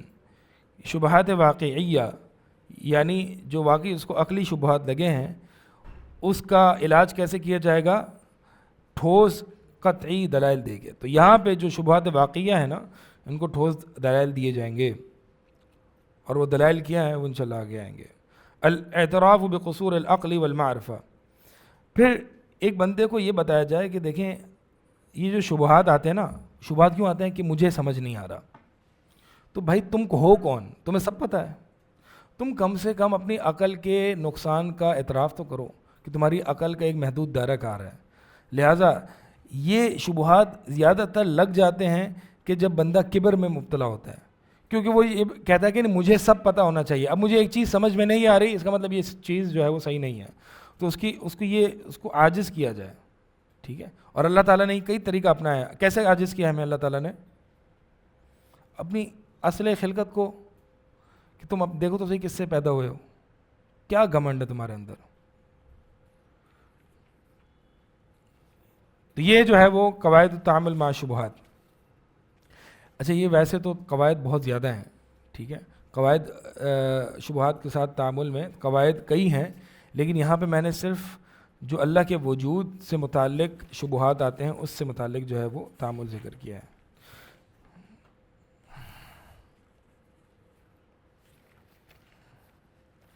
چلے اب آتے ہیں وہ اسی پر الاسس التي يقوم عليها الالحاد المعاصر. تو یہ جو الحاد معاصر جن بنیادوں پر کھڑا ہوا ہے، اس میں جو چوتھی بنیاد کیا ہے؟ تعلیہ الملاحدۃ للصدفۃ. یعنی ملاحدہ کا تکے کو الہ بنا لینا. ایک بات کچھ نہ کچھ کل ذکر ہوئی تھی دو ہی طریقے ہیں کائنات کے وجود کو سمجھانے کے. کائنات کیسے وجود میں آ گئی؟ یا تو اللہ تعالیٰ نے کوئی اس کا خالق ہے جس نے اس کو بنایا ہے, یا پھر اپنے آپ تکے میں آ گئی. تیسرا کوئی طریقہ نہیں ہے. وہ الگ بات ہے آپ تکے کو سمجھاتے کیسے ہیں. انہوں نے تکے کو سمجھایا کہ اب کوئی بھی کہے کہ کوئی بھی کہہ سکتا ہے یہ کیسی پاگلوں جیسی بات کر, جیسے کہ امام ابو حنیفہ رحمہ اللہ کا مناظرہ مشہور ہے نا ملحدوں کے ساتھ, کہ امام ابو حنیفہ کا ایک وقت طے ہوا ملاحدہ سے مناظرے کا. امام ابو حنیفہ نے جو ہے وہ عمدن تاخیر کی, لیٹ گئے. جب لیٹ گئے تاخیر کی تو ملاحدہ نے کہا تم کیسے مسلمان ہو, تم تو وقت کے پابند ہوتے ہو اور آپ دیکھو کہ. تو امام ابو حنیفہ نے کیا کہا, اصل میں دریا کے سمندر کے کنارے پر تھا, میں ویٹ کر رہا تھا کہ کب کوئی درخت گرے گا, وہ درخت گرے گا, اس سے لکڑیاں نکلیں گی اور وہ سمندر میں آ کے اپنے آپ کشتی بن جائیں گی اور میں اپنے آپ بیٹھ جاؤں گا اور میں اپنے آپ کے پاس پہنچ جاؤں گا. ملحدین کیسے بیوقوفوں والی باتیں کر رہے ہو, کشتی کیسے خود سے بن سکتی ہے؟ تو امام صاحب نے کہا بس یہی میرا مناظرہ تھا کہ تم کیسے بیوقوفوں والی باتیں کر رہے ہو, جب کشتی نہیں بن سکتی تو یہ پوری کائنات کیسے بن سکتی ہے؟ کائنات جس میں اتنا شدید اتقان, مضبوطی, قوانین اور یہ تمام چیزیں موجود ہیں, یہ اپنے آپ کیسے بن سکتی ہے؟ ٹھیک ہے. تو جب ملحد کہتے ہیں نا کہ خالق نے تو نہیں بنایا, تو ہم کہتے ہیں پھر کیسے وجود میں آئی؟ کہتے ہیں جی تکے میں آ گئی. کیا یہ تکا اتنا شاندار کہ اتنا سب کچھ بن گیا تکے میں, یہ کیسا ہے؟ تو کہتے ہیں میں سمجھاتا ہوں. اب وہ سمجھاتے ہیں تکے کو کیسے سمجھاتے ہیں, وہ نظریہ تطور کے ذریعے. کہتے ہیں بھائی یہ تکا ایک ساتھ ایسے نہیں اچانک سے ہو گیا. یہ جو آج جو ہماری مخلوقات ہیں یہ سب سے پہلے ایک بیکٹیریا تھا, اس پہ کئی ہزاروں سال, یہ ہماری جو کائنات ہے نا 14 ملین سال پرانی ہے, اس بیکٹیریا پہ کئی سال گزرے, وہ بیکٹیریا ایک لیونگ سیل بن گیا, خلیہ بن گیا. تو ہمارا یہاں پہ اس پوائنٹ پہ اعتراض ہوتا ہے کہ بھائی جمادات سے یہ شعور کیسا آ گیا؟ یعنی ایک جس میں زندگی نہیں ہے وہ اس سے زندگی کیسے آ جاتی ہے؟ لائف فرام نتھنگ, یہ کیسے آ جاتا ہے؟ یہ ہمارا ایک فلسفی سوال ہے, سائنس وائنس چھوڑ دو, یہ ہمارا ایک سوال ہے کیسے آ سکتا ہے. ٹھیک ہے. تو یعنی پتھر اور یہ مادے سے مادہ ہی جنم لیتا ہے, مادہ سے غیر مادہ جنم نہیں لیتا. یہ ہمارا بنیادی سا ایک بدیہی سا اور ضروری سا اعتراض ہے. خیر, تو یہ کہتے ہیں کہ نہیں یہ جی آہستہ آہستہ وہ پھر مچھلی بنی, پھر مچھلی سے جو ہے وہ مختلف قسم کے جاندار بنے, جاندار سے جو ہے جو وہ پھر چمپینزیز بنے, اور ہمارا اور چمپینزیز کا ایک کزنز کا تعلق ہے, اور ہماری ایک کامن اینسیسٹری ہے, ہمارے جد اعلیٰ ایک ہیں. ہم کہتے ہیں تمہارے ہوں گے ہمارے نہیں ہیں. خیر, تو یہ کہتے ہیں تکے میں ایسے آ گیا. کہتے ہیں ہم کہتے ہیں چلو ٹھیک ہے یہ لیکن اتنا شاندار تکا کہ ساری چیزیں اپنی جگہ اچھی ہو رہی ہیں. تو یہ تکے کو اپنی عام زندگی میں تصور کرنے والے نہیں ہیں. ٹھیک ہے, آپ گاڑی چلا رہے ہیں, آپ نے کسی ملحد کی گاڑی کو ٹھوک دیا, وہ گاڑی سے باہر نکلتا ہے, یہ کیا آپ کہیں گے تکے میں ہو گیا, مانے گا؟ یعنی یہ ملحد جو ہے وہ تناقض کا شکار ہے, اس کی افکار اور عقائد کچھ اور ہیں اور عمل جو ہے اس کا کچھ اور ہے. ٹھیک ہے. تو اب یہ ہم کہتے ہیں اچھا یہ تکا جو ہے یہ جو تکا ہوا ہے اس تکے میں کوئی ارادہ ہے, کوئی شعور ہے, کیونکہ یہ جو نتائج دیکھ رہے ہیں یہ تو نتائج, اس کے پیچھے کوئی نہ کوئی ارادہ ہے, علم ہے, حکمت ہے, رحمت ہے, اتقان ہے, یہ سب جو ہم صفات باری تعالیٰ جو ہماری ہیں مانتے ہیں وہ ذکر کرتے ہیں. تو کہتے ہیں کہ نہیں یہ ہوئی تو نہیں ہے لیکن نتائج وہی والے ہوئے ہیں. تو بھئی بات یہ ہے کہ تم نے جو ہے وہ تکے کو الہ بنا لیا ہے, یہی بات ہے. ٹھیک ہے, اس سے بھاگ کے انسان جا نہیں سکتا. اگر وہ اللہ کو خالق کائنات نہیں مانے گا نا تو وہ تکے کو مانے گا, مادے کو مانے گا, طبیعت کو مانے گا, مدر نیچر کو مانے گا, کسی نہ کسی کو ماننا اس کو پڑے گا.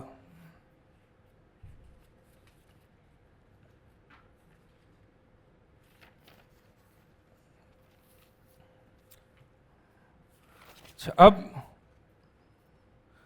چلیں آپ بتائیں، 3 موضوعات رہ گئے، اب پتہ نہیں اگلی کلاس ہو یا نہ ہو. وسائل نشر الحاد، الحاد کے جو نشر کے جو وسائل ہیں، پھر اسباب الحاد، الحاد کے جو اسباب ہیں وہ پڑھنے، الحاد کیسے پھیلتا ہے، یہ بہت ضروری باتیں ہیں، کیونکہ آپ کو الحاد کے اسباب پتہ ہوں گے تو آپ اپنے بچوں کو، اپنے گھر والوں کو، اپنے آپ کو، لوگوں کو بچا سکیں گے، کیونکہ یہ وہ وجوہات ہیں جن کی وجہ سے الحاد پھیلتا ہے.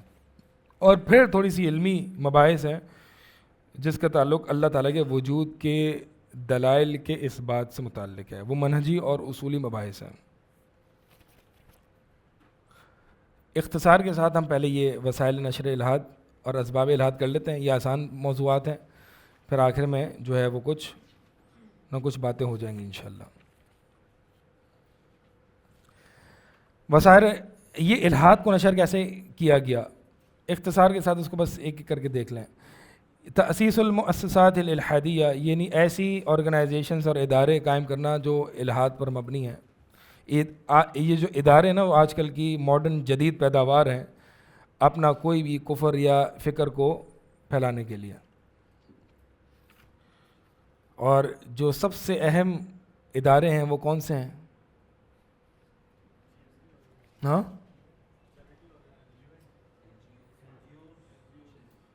این جی اوز، اور جس کا وہ تأثر ہے جو شاید کسی کا نہ ہو، اسکولز اور یونیورسٹیز. اسی لیے وہ شعر تو مجھے شعر کے انداز میں یاد نہیں ہے، لیکن اس کا مقصود یہی ہے کہ فرعون کو یونیورسٹیز بنانے کی خبر نہ تھی، ورنہ یوں ہی وہ بچوں کو ذبح نہ کرتا، یوں ہی وہ بچوں کو ذبح کر کے بدنام نہ ہوتا. افسوس کہ فرعون کو کالج کی نہ سوجی، ورنہ یوں ہی وہ بچوں کو ذبح کر کے بدنام نہ ہوتا. تو آج بھی بچوں کو ذبح کیا جا رہا ہے، لیکن چھری سے نہیں، یونیورسٹی اور کالجز کے ذریعے. یہ بڑا اہم ٹول ہے. اسی لیے آپ دیکھیں جو استعمار، برطانوی استعمار یہاں پہ بر صغیر میں ہوا، انہوں نے بنیادی طور پر سب سے پہلے اسکول کالجز اور قائم کیے، اپنی زبان بدلی. یہ سارے طریقے ہوتے ہیں کسی قوم پر بغیر تلوار کے اپنے کسی قوم کو غلام بنانا. اس کو کولونیلزم کہتے ہیں. کولونیلزم میں کسی قوم کو غلام بنانا اس حیثیت سے کہ وہ قوم آپ کی شکر مند اور احسان مند ہو جاتی ہے. تلوار میں تو آپ بدنام ہو جاتے ہیں نا کہ اس نے تو زبردستی آ کے ہم پر حملہ کر دیا، لوگ مر رہے ہیں، خون خراب ہوا، اور پھر وہ محکوم اپنے حاکم کو گالیاں ہی دیتی رہتی ہے جیسے. لیکن جب کولونیلزم کے ذریعے جب کسی قوم پر غلبہ پایا جاتا ہے تو وہ قوم احسان مند ہو جاتی ہے اور وہ غلامی دیر تک رہتی ہے، جیسے کہ آج ہم ہیں انگریزوں کے غلام. یہ غلامی ابھی تک ہے ہمارے اندر، ٹھیک ہے. ہر بات میں ہماری انگریزوں کی چلے گئے کب کے وہ، لیکن غلامی میں ابھی تک ہیں. ہم وہی اسی چیز کو اچھا سمجھتے ہیں جس کو وہ اچھا ہمیں سکھا کے چلے گئے. انہوں نے یونیورسٹیز اور کالجز قائم کر کے ہمیں چھوڑ دیا کہ بس اب ہمارا کام ہو گیا پورا، اب ہم جا رہے ہیں، ٹھیک ہے. تو اب آپ دیکھیں پڑھا لکھا طبقہ، میں کہتا ہوں اس سے مراد کیا ہے؟ میں مثال دے رہا ہوں صرف آپ کو اپنی غلامی سمجھانے کے لیے. پڑھا لکھا طبقہ کا مطلب کیا ہوتا ہے؟ جس نے دنیا پڑھی ہوئی ہے. دین کے نزدیک پڑھا لکھا طبقہ کون ہوتا ہے؟ جس سے دین پڑھا ہوا ہے. یعلمون ظاہرا من الحیات الدنیا وہم عن الآخرۃ ہم غافلون، کہ اللہ تعالیٰ نے تو جو دنیاوی علوم میں چیمپئن ہوتے ہیں نا اور آخرت کے علوم سے غافل ہوتے ہیں ان کی تو مذمت کی ہے. جاہل ہیں یہ، جہلا. ہم کہتے ہیں جی پڑھے لکھے لوگوں کو دین پڑھانا ہے. یہ تو اصطلاح عجیب و غریب ہے. یعنی آپ کہیں جہلا کو دین پڑھانا ہے. آپ ایسا نہ کیجیے گا، یہ حکمت عملی کے خلاف ہے. لیکن کم سے کم آپ یہ تو استعمال نہ کریں نا کہ پڑھے لکھے لوگوں کو دین پڑھانا ہے. آپ کہیں کہ جو دنیاوی علوم پڑھے ہوئے ہیں ان کو دین پڑھانا ہے. پڑھے لکھے لوگ نہ کہیں. یہ میں نے کل بات اصطلاحات کے ضمن میں نے سائنس کو علم کہنے کے ضمن میں بھی یہ باتیں کی تھیں، ٹھیک ہے. یہ ایک بڑا لمبا موضوع ہے اصطلاحات کا، اور اس میں ہماری عجیب و غریب جو ہے وہ غلامی چھلکتی ہے. کیا پڑھ رہے تھے ابھی ہم؟ کہاں پہ تھے؟ ہاں، تأسیس المؤسسات. تو یہ ان میں جو یونیورسٹیز اور کالجز جو ہے نا وہ سب سے پہلے ہیں. آج سمجھا جاتا ہے کہ یعنی بنیادی ضروریات ہیں کہ ایک بچے کو اسکول بھیجا جائے. مجھے یہ بات سمجھ نہیں آتی، مجھے یہ بات سمجھ میں نہیں آتی. مطلب آج اگر آپ کسی کو بتائیں میرا بچہ اسکول نہیں جاتا، ہیں جاہل رکھو گے کیا؟ یعنی کیا یہ اب تو پڑھے لکھے لوگ بھی اس بات کو تسلیم کر رہے ہیں کہ اسکول میں لرننگ نہیں ہوتی، تبھی ہوم اسکولنگ کے ماڈل پر آ گئے. تو ہم اپنی بات کیا بتائیں، تم اپنے آپ سے ہی سیکھ لو خود. تو اسکول میں لرننگ نہیں ہوتی، یہ اسکول کا منجن بیچنے والے لوگ چھوڑ دیں اور یونیورسٹیز والے لوگ میں یہ اکثر طلباء بیٹھے نا میں عموماً یہ طلباء سے بات کرتا ہوں کہ وہ طلباء جو یہ سمجھتے ہیں کہ مجھے یونیورسٹی اور اسکول کی تعلیم ضروری ہے اپنا دین کا کام کرنے کے لیے، سوچ ہے یا نہیں ہے؟ ہاں پہلے تو تھی. اچھا اسکول کیا ہے؟ دین کا کام کرنے کے لیے مجھے کوئی دنیاوی تعلیم ہونا یا نہیں، دنیاوی ڈگری ہونا ضروری ہے. دنیاوی تعلیم کو چھوڑ دیں، دنیاوی ڈگری ہونا ضروری ہے. ٹھیک ہے، اب اس کے لیے وہ او لیولس کرے، میٹرک کرے، پھر اس کے بعد انٹر وغیرہ، پھر یونیورسٹی. یعنی یہ ایک عجیب تباہی ہے، اور اس وجہ سے وہ دین کی تعلیم میں لامحالہ کمزور ہوگا. تو جناب پھر کیا کریں؟ آپ بتائیں جی. لوگ جو ہیں کیا ایک دنیاوی جس کے پاس یونیورسٹی کی ڈگری ہے، کیا اس کی دین کی باتیں زیادہ قبول نہیں کرتے؟ میں کہوں گا ہاں کرتے ہیں. تو اس کا مطلب آپ لوگوں کے حساب سے چلیں گے نا. میں یہ کہتا ہوں پھر آپ لوگوں کے حساب سے چلیں گے. لوگ تو اس کا دین زیادہ قبول کرتے ہیں جو بائکوں پر آتا ہے، جو عیاشیاں دکھاتا ہے، جو فنکاریاں کرتا ہے. تو اب آپ اس فنکاریوں پر بھی اتر آئیں گے کیا؟ بھئی بات یہ ہے کہ ہمیں یہ نہیں دیکھنا کہ لوگ کیا کرتے ہیں یا کس چیز کو. لوگ تو فلموں کے انداز میں جو ہے وہ دین کو قبول کرتے ہیں، زیادہ سنتے ہیں. تو آپ فلمیں بنانا شروع کر دیں گے. اب کیا علماء کو ایکٹرز بنائیں گے آپ؟ تو بات یہ ہے کہ لوگوں کو چھوڑ دیں کہ لوگ کیا چاہتے ہیں. یہ دیکھیں کہ نبی علیہ الصلوۃ والسلام نے دین کی دعوت کیسے دی ہے. انتم اعلم بامور دنیاکم کے باوجود نبی علیہ الصلوۃ والسلام سے بڑی دین کی دعوت اور تاثیر والی دین کی دعوت کسی کی نہیں ہے. میں یہ نہیں کہہ رہا کہ آپ بالکل دنیاوی اعتبار سے جاہل رہ جائیں. میں کہہ رہا ہوں کہ ڈگریوں کے پیچھے یہ ابن تیمیہ رحمہ اللہ الرد علی المنطقین میں ہے یا نقد المنطق، دونوں میں سے ایک کتاب میں شروع میں ہی اہل الحدیث کے مذہب کا انتشار کیا ہے اور اہل بدعت اور متکلمین پر خوب رد کیا ہے. اور اس میں یعنی جو اہل بدعت کی طرف سے یہ الزام لگایا جاتا ہے نا کہ اہل حدیث جو ہیں وہ حشویہ ہوتے ہیں، بے وقوف ہوتے ہیں، سطحی سوچ رکھتے ہیں، ان کے پاس ان کو کچھ پتہ وتہ نہیں ہوتا، مقاصد نہیں دیکھتے، ظاہری ہوتے ہیں وغیرہ وغیرہ. ٹھیک ہے. تو ابن تیمیہ رحمہ اللہ نے ذکر کیا کہ مسلمان تمام ادیان میں سب سے زیادہ اعقل الناس ہوتے ہیں، اور اہل السنہ اہل الحدیث تمام فرق میں سب سے زیادہ سمجھدار اور عاقل، سب سے زیادہ عقل مند ہوتے ہیں اہل الحدیث. لہٰذا ان کو یہ باطل چیزیں پڑھنے کے لیے 15 سال لگانے کی ضرورت نہیں ہے. یہ جو دنیا کی ایجوکیشن کا جو 25 سال کا ایک دورانیہ ہے نا، اگر آپ صحیح عقیدے پر ہیں، صحیح ایمان پر ہیں، صحیح تقویٰ للہیت پر ہیں، یہ 25 سال کا جو منجن بیچ رہے ہیں یہ آپ 2-4 سال میں جو ہے وہ پورا کر سکتے ہیں. آپ کو اللہ تعالیٰ نے اتنی عقل دی ہے اس وحی کے نور کی بنیاد پر کہ آپ باطل کو بھی طریقے سے دیکھ سکتے ہیں. تو میں کچھ لوگوں کو جانتا ہوں جنہوں نے آج تک اسکول نہیں پڑھی،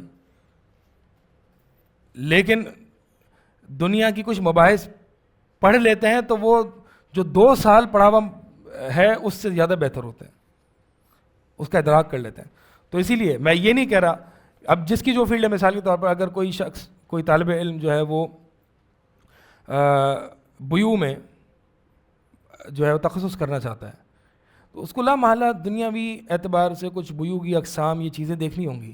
لیکن اس کو کوئی 15 سال اور اکاؤنٹنگ کی ڈگری اور MBA نہیں کرنے کی ضرورت ہے. اس کو بس اس کو کچھ چیزیں دیکھنی ہیں, ان چیزوں کی بنیاد پر وہ اپنے بوئیوں کے اصولوں کو طے کر سکتا ہے. سمجھ آ رہی ہے بات میری؟ چلیں بات کہیں اور نکل گئی, آگے چلتے ہیں. مقصد یہ بتانا چاہ رہا ہوں کہ یہ غلامی ایسی گندی ہے ہمارے اندر کہ ہم اپنے دین کو بھی آج دنیا کی ڈگریوں سے منواتے ہیں.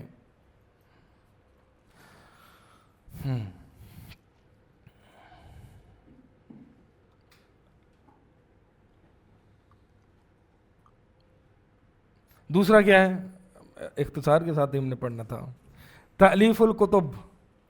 یہ واضح ہے کہ ملحدوں نے اپنا الحاد جو ہے وہ کتب کی تالیف سے پھیلایا ہے. عقد المناظرات, میں نے یہ کل وضاحت کی تھی کہ ملحد اپنے مناظرے سے اگرچہ ہارتے ہیں لیکن ان کا مقصود کیا ہوتا ہے, اس پہ بھی ہو گئی بات. الافلام الوثائقیہ والسینمائیہ, وثائقی یعنی ڈاکیومنٹری جو فلمز ہوتی ہیں, اور اسی طرح جو ہالی ووڈ فلمز ہوتی ہیں ان کے ذریعے جو ہے وہ اپنے بڑے وہ پھیلاتے ہیں. بلکہ یہ جو ڈاکیومنٹری فلمز جو حتیٰ کہ جس کو ہم بالکل سمجھتے ہیں کہ یہ تو جانوروں کے بارے میں ہمیں بتاتے ہیں, جیسے کہ نیشنل جغرافک ہے, اسی طرح اینیمل پلانٹ, کیا نام ہے اس کا, اینیمل پلانٹ ہے, ڈسکوری ہے, اگر یہ جانوروں اور نیچروں کے بارے میں چیز بتاتے ہیں. ٹھیک ہے, اس میں کیا مسئلہ ہے آپ کو مولوی صاحب؟ اس میں بھی بہت بڑا مسئلہ ہے جناب. آپ کو الحاد کی اصولوں کو پتہ ہوگا تو آپ کو پتہ چل جائے گا کہ یہ الحاد پھیلا رہے ہیں. ٹھیک ہے جی, یہ نظریہ تطور کو, ایولیوشنری تھیوری کو ایسے پیش کرتے ہیں جیسے کہ یہ حتمی اور علم ضروری ہو, اور اس کی بنیاد پر آگے چیزیں قائم کرتے ہیں. اور یہ ہمارے ساتھ مسئلہ ہے. ہم دنیاوی علوم کو پڑھ کے, اب مثال کے طور پر آپ نے روز آپ نیشنل جغرافک چینل دیکھ رہے ہیں, جی جانور کیا کھاتے ہیں, کیا کرتے ہیں, کیا کیسے رہتے ہیں, یہ وہ ساری چیزیں, لیکن ان کے بنانے والے کی طرف آپ نے ایک بھی اشارہ نہیں دیا تو لا محالہ 10 سال اس کو سن کے آپ بھی ملحدانہ ذہنی ہو جائے گا. ٹھیک ہے, یہی وجہ ہے کہ جو ہماری میڈیکل سائنس ہے, ہماری جو اور بھی ساری علوم ہیں, میڈیکل سائنس, جو ڈاکٹر ہے, ٹھیک ہے, ڈاکٹر جب کسی مریض کو دیکھتا ہے خالص مادی نگاہ سے دیکھتا ہے یا نہیں دیکھتا؟ یہ تو مسلمان ڈاکٹر تو کبھی ایسا نہیں ہوتا. یعنی ایک وہ ڈاکٹر کہ جو شرعی نگاہ سے دیکھے گا تو اس کو یہ پتا ہوگا اس کو بیماری لگی ہے اس کے اپنے گناہوں کی وجہ سے, ایک گناہوں کی وجہ سے. دوسرا یہ ہے کہ بیماری ٹھیک کرنے کا علاج مادی بھی ہے اور روحانی بھی ہے, رقیہ وغیرہ ہے. تو اب وہ کبھی بھی اپنے مریض کو یہ نہیں کہے گا بھائی تم گناہ سے باز آ جاؤ, یہ مشکلات, یہ پریشانیاں گناہوں کی وجہ سے آتی ہیں. کوئی اگر ایسا ڈاکٹر یہ علاج کر دے تو اس کی ایسی کہ تیسی ہو جائے گی. ٹھیک ہے, مجھے یاد ہے وہ پتہ نہیں کوئی کب زلزلے آئے تھے تو کسی مولوی صاحب نے, ایک مشہور مولوی صاحب ہیں, انہوں نے کہہ دیا تھا کہ یہ زلزلے جو ہے نا وہ فحاشی اور عریانی کی وجہ سے آئے ہیں. او بھائی ختم, نیوز چینل اور سارے مسلمان چڑھ دوڑے, کیسی باتیں کر رہے ہیں آپ, جو ہے وہ اس کی یعنی فحاشی کی وجہ سے آئے. نہیں بھائی, فحاشی کی وجہ سے نہیں آئے, یہ پلیٹس وغیرہ کی ہلنے کی وجہ سے آئے, یہ ایسے ہیں, یہ ایسے ہیں. یہ صرف اور صرف مادی سوچ ہے ہمارے مسلمانوں میں. پیٹرول مہنگا ہو گیا تو بھی مادی سوچ ہے, مہنگائی ہونا وہ بھی مادی سوچ ہے. مادیت اتنی گندے طریقے سے پیوست ہے کیونکہ ہم نے اسکول میں سے اسکول کی جو سائنس پڑھی وہ صرف مادی سائنس ہے. بایولوجی پڑھی ہے, مادی بایولوجی ہے.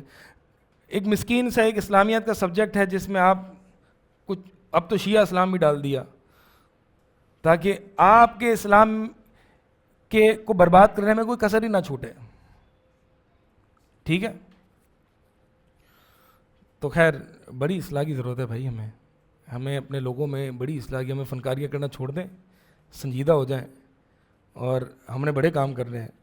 اللہ تعالیٰ نے آپ کو اس منصب پر رکھا ہوا ہے, ہم سب کو, اور ہمیں اپنی ان ذمہ داریوں کو پہچاننے کی ضرورت ہے کہ لوگ بڑے بڑے پریشان, دین کے اعتبار سے ایک بڑی غربت کا شکار ہیں, اور ہمیں اس میں بڑی محنت کی ضرورت ہے.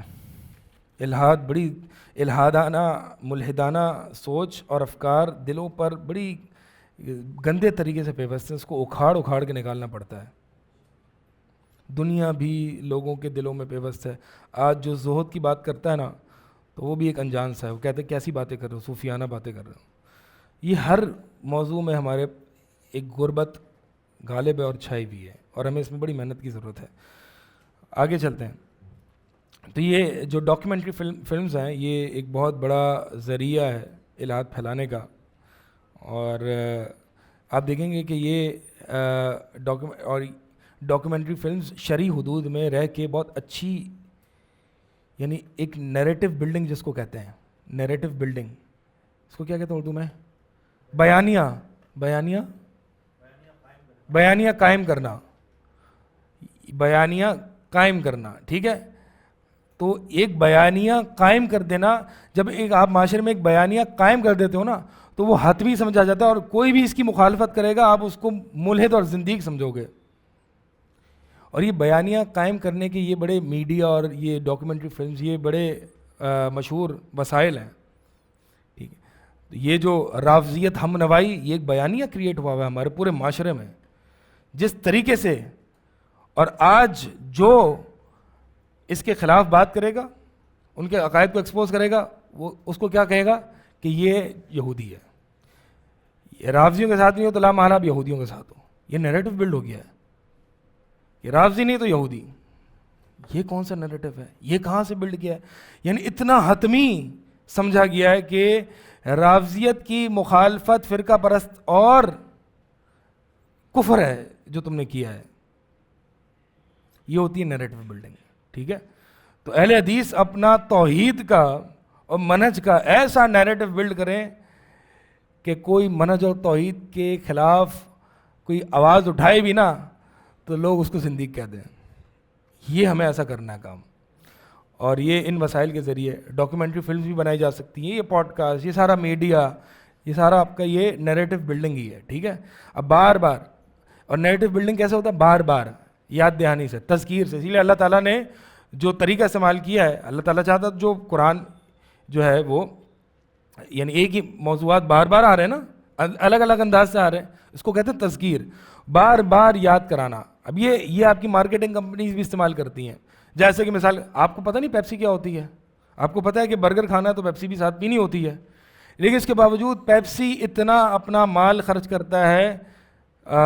کوئی بھی کرکٹ میچ ہو رہا ہو، مارکیٹنگ میں، بل بورڈز پہ، کیوں؟ بیانیہ کریٹ کرنے کے لیے اور آپ کے سب کانشیس میں یہ بٹھانے کے لیے کہ بیٹا جب بھی پیاس لگے نا تو پی کو یاد کرنا ہے، پی فار پیپسی. اس کے علاوہ تو کوئی آپ کے ذہن میں چیز آنی نہیں چاہیے. اسی لیے لاشعوری طور پر آپ کھانا کھاتے ہیں تو پہلی چیز آپ کے دماغ میں ساتھ میں پیپسی ہونی چاہیے. بھائی کفار نے محنت کر لی نا، ہم تو سوئے ہوئے. کفار نے محنت کر لی اپنے برانڈز کو، اپنے پروڈکٹس کو، اپنے افکار کو، اپنے فلسفے کو آگے پھیلانے کے لیے، اور ہم سو رہے ہیں. حق ہمارے پاس ہے، ہمیں یہ کام کرنا چاہیے تھا لیکن ہم سو رہے ہیں. اللہ تعالیٰ ہمیں جگہ دے. یہ جگہ جاگ گئے ماشاء اللہ. اور یہ کیا ہے اگلا جو ہے وہ سن اللوحات الدعائیہ، یہ بل بورڈز کے ذریعے. اچھا الہاد جو ہے نا وہ آپ دیکھیں گے کہ لنڈن، یو کے وغیرہ کی جو بسز ہوتی ہیں، بسز پر بھی جو ہے وہ end of faith, there is no God, اس طرح کے سلوگنز لکھے ہوئے ہوتے ہیں. ٹھیک ہے، تو یہ ایک نیریٹو بلڈنگ کا ہی ایک طریقہ ہے. اب جیسے کہ یہ جو عورت مارچ، فیمنزم، عورت مارچ جو ہے وہ 8 مارچ کو اپنی خواتین کو لے کے جو چارٹس وغیرہ لے کے کھڑے ہوتے ہیں، اپنا کھانا خود گرم کرو. ابھی محض ایک جملہ ہے، یا میرا جیسے میری مرضی، محض ایک جملہ ہے. ٹھیک ہے، لیکن یہ ایک پورا ایک فلسفہ ہے، اور یہ ایک نیریٹو بلڈنگ ہے کہ جو اتنا نیریٹو بلڈ کیا جائے، اتنا بیانیہ قائم کر دیا جائے کہ دیندار مرد اور حضرات میں بھی یہ بالکل گہرائی سے جو ہے وہ پیوست ہو جاتا ہے کہ میں اپنی شوہر کی خدمت کیوں کروں. وہ یہ نہیں کہے گی کہ میں کھانا خود گرم کروں، وہ کہے گی کہ میں کیا مجھ پر فرض ہے، کیا واجب ہے. یہاں وہاں سے شاذ اقوال نکال کے جی دیکھو ثابت ہو گیا کہ بعض فقہا یہ کہتے ہیں کہ شوہر کی خدمت لازم نہیں ہے. تو بھائی یہ جو چیزیں نا ہم نے پہچاننے کی بڑی ضرورت ہے. حتیٰ کہ میں نے تو ایسی کچھ کتاب پڑھی نسوانیت پر، نسوانیت فیمنزم پر، اور اس کا عموماً من حیث الجملہ طریقہ صحیح تھا، ٹھیک تھا. وہ خاتون ہی تھیں جنہوں نے کتاب لکھی تھی، اور بالکل ٹھیک ٹھاک جو ہے وہ نسوانیت پر رد کیا ہوا تھا. لیکن کئی جگہ ایسے تھے کہ وہ بھی اس میں پھنس گئی تھی. دیکھیں اچھے اچھے لوگ جو ہے نا وہ نہیں بچ سکتے.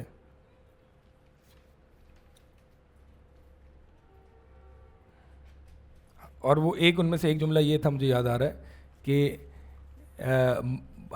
شوہر اور بیوی ایک دوسرے کو مکمل کرتے ہیں، یعنی یہ تکامل کا رشتہ ہے، ایک دوسرے کے ساتھ کمپیٹ یا مقابلہ نہیں کرتا. یہ مقابلے کا رشتہ نہیں ہے بلکہ ایک دوسرے کو مکمل کرنے کا رشتہ ہے. آپ کہیں گے یہ صحیح تو بات ہے یار مولانا صاحب، آپ کو ہر چیز میں مسئلے آ رہے ہیں. ہاں کیا مسئلہ ہے اس میں؟ کچھ نہیں آ رہا مسئلہ؟ کچھ بھاپ آ رہی ہے؟ کچھ مساوات کی گندگی اس میں پھنسی ہوئی ہے. مرد کو کچھ اعتبار سے وہ عورت کا محتاج ہے، لیکن جتنا مرد ہے اتنا عورت ہے ایسا تو نہیں ہے. ایسا تو نہیں ہے. مرد کو شاید 4 بیویوں کی ضرورت ہو، عورت ایک میں ہی پوری ہو جاتی ہے، اس کی فطرت ایسی ہے. اور بھی اعتبار سے تو بات یہ ہے کہ یہ برابر کے شریک نہیں ہے. کل بھی میں نے بتایا تھا.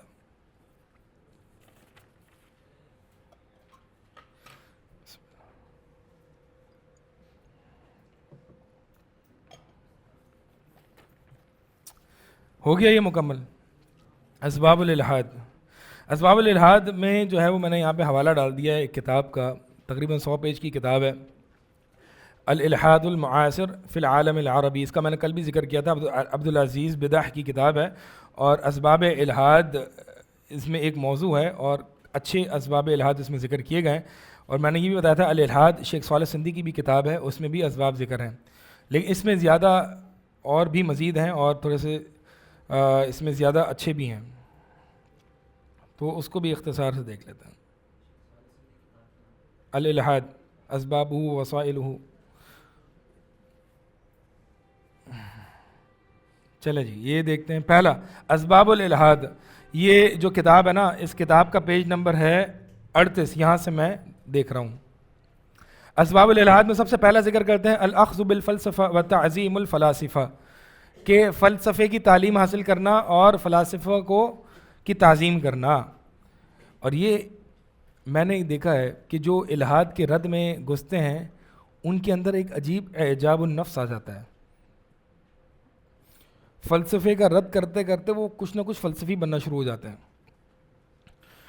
اسی لیے میں جب اس موضوع میں کچھ دیکھ رہا تھا اور تحقیق کر رہا تھا، اپنے کئی سال پہلے کی بات ہے، تو میرے مشائخ نے کہا کہ آپ جو ہے وہ قرآن زیادہ پڑھا کرو، قرآن اور ذکر اذکار زیادہ کیا کرو، یہ کہ یہ موضوع جو ہے وہ خطرناک ہے. بہرحال پھر کچھ اس پہ ٹائم لگایا تھا اس موضوع پر، اور پھر میں نے جو ہے وہ بس ایک ٹائم پہ آ کے میں نے اس کو تھوڑا سا روک دیا تھا. بس اتنا ہی کافی ہے ایک طالب علم کے لیے، اس سے زیادہ یعنی آپ نے کیا کرنا ہے، ملحد کے اصولوں کو گرانا ہی ہے نا، اور ایک صحیح منہج جو تعامل مع الملحدین اور الحاد ہے اس کو پتہ ہونا، اس کے لیے جو ہے وہ کافی. کل بھی اس پہ بات کی تھی کہ بہت زیادہ اس کے اندر غرق ہو جانا یہ صحیح نہیں ہے. تو فلسفے کا علم حاصل کرنا، یہ اس پہ ائمہ سلف کا بھی کلام ہے. اور ابو یوسف جو صاحب ابی حنیفہ ہیں کہتے ہیں من طلب الدین بالکلام تزندق، جو دین کو علم کلام سے سیکھتا ہے نا وہ زندیق ہو جاتا ہے. زندیق پتہ ہے کیا سلف کی زبان میں زندیق کون ہوتا ہے؟ منافق یعنی بظاہر تو وہ مسلمان ہوتا ہے، دل میں اس کے کفر اور الحاد چھپا ہوا ہوتا ہے. اسی طرح امام احمد فرماتے ہیں کہ لا یفلح صاحب الکلام ابدا، کہ صاحب کلام یعنی علم کلام حاصل کرنے والا شخص جو ہے وہ کبھی بھی کامیاب نہیں ہو سکتا. اسی طرح ابن الجوزی رحمہ اللہ فرماتے ہیں کہ تنوعت احوال المتکلمین وافضل کلام باکثرهم الى الشکوک وبعضهم الى الالحاد، کہ متکلمین کے حالات مختلف ہو جاتے ہیں اور مختلف ہوتے ہیں، اور بعض تو علم کلام ان کو شکوک اور الحاد کی طرف لے جاتا ہے. بہرحال اور بھی مختلف اقوال ہیں. علم کلام میں نے آپ کو بتایا تھا، علم کلام کیا ہوتا ہے؟ علم کلام وہ علم ہے کہ جس کے ذریعے دینی عقائد کو اپنی اپنی خاص عقل سے. خاص عقل اس لیے کہہ رہا ہوں کیونکہ اہل السنہ بھی عقل کا استعمال کرتے ہیں، لیکن وہ عقل صریح ہوتی ہے، وہ قرآن و سنت سے مستفاد ہوتی ہے. لیکن جو متکلمین جس عقل کا استعمال کرتے ہیں وہ ایک خاص قسم کی عقل ہوتی ہے، تو اس سے دینی عقائد کو ثابت کرنا یہ علم کلام کہلاتا ہے. اور اس کے جہاں کہیں فوائد بھی ہیں تو کئی نقصانات بھی ہیں. آپ کو پتہ ہے میں شیخ واصل واسطی حافظہ اللہ ان سے ملاقات ہوئی تھی میری، تو مولا مودودی، اسرار احمد اور اخوانیت، اور وہ اس میں بڑے ماشاءاللہ اقامت دین کے موضوعات پر بڑے ماہر ہیں، تو اس پہ کچھ باتیں ہو رہی تھیں. تو مولا مودودی کے بارے میں جو ہے وہ کچھ بات ہوئی تھی، تو وہ شیخ واصل واسطی نے بتایا کہ مودودی جو ہے وہ فلسفی، غالی فلسفی ہے، اور اسی لیے آپ اس کا، اور باقی ایسا ہے، آپ مولانا مودودی کے کلام کو پڑھو گے، ایک دفعہ پڑھو گے آپ کو سمجھ نہیں آئے گا کہ کہیں اگر آپ عقیدے میں بھی مضبوط ہوگے تو آپ یہ پہچان لو گے کہ کہیں کچھ غلط ہوا ہے. اب یہ کہاں ہوا آپ کو سمجھ، اتنا باتوں میں گھمایا گیا ہوگا، حتیٰ کہ آپ بڑے متقن ہوں مقالات اور اقوال کو پہچاننے میں، تو آپ نشاندہی کرو گے اچھا یہاں پر مسئلہ کیا ہے اس نے.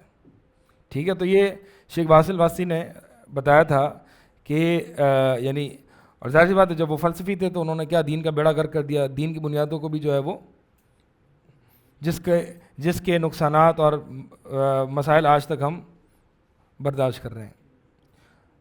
آگے دوسرا جو سبب ہے الاعراض عن الوحی، وحی سے اعراض کرنا. علم وحی سے اعراض کرنا یہ الحاد کے اسباب میں سے ایک بہت بڑا سبب ہے، اور یہ عموماً جو متکلمین جو دہریوں سے مناظرے کر رہے ہوتے ہیں اور بالکل ان کو نصوص کا پتہ نہیں ہوتا، تو پھر وہ خود اسی میں چلے جاتے ہیں. تیسرا جو سبب ہے تقدیم العقل علی النقل، کہ عقل کو نقل پر مقدم کرنا. اس بارے میں کل بات ہو گئی تھی نا، عقل اور نقل کے جو مسئلہ تھا اس پہ کل بات ہوئی تھی. چوتھا جو سبب انہوں نے ذکر کیا ہے الجدال والخصومۃ فی الدین، دین میں مناظرے کرنا، بحث مباحثے کرنا. اور ابن قدامہ رحمہ اللہ فرماتے ہیں ومن السنۃ ترک الجدال والخصومات فی الدین، یہ سنت میں سے ہے. سنت سے مراد کیا ہے؟ یہ ہمارا عقیدہ ہے.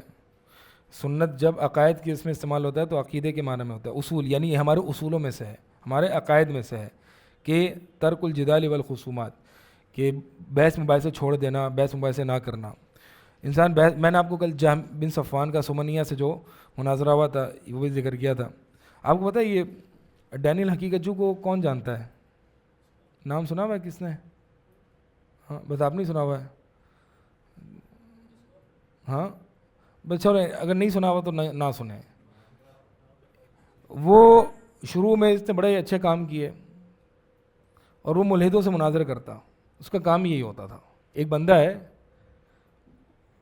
مسلمان، اس نے فیمنزم پہ اور دیگر جو الحاد کے رد میں اچھا کام شروع میں بڑا کیا، اور پھر چونکہ اس کے پاس علم شرعی میں متمکن نہیں تھا وہ عقائد میں، تو اس نے جو ہے اس کے باوجود وہ مناظرے گھنٹوں مناظرے ملحدین سے کر رہا.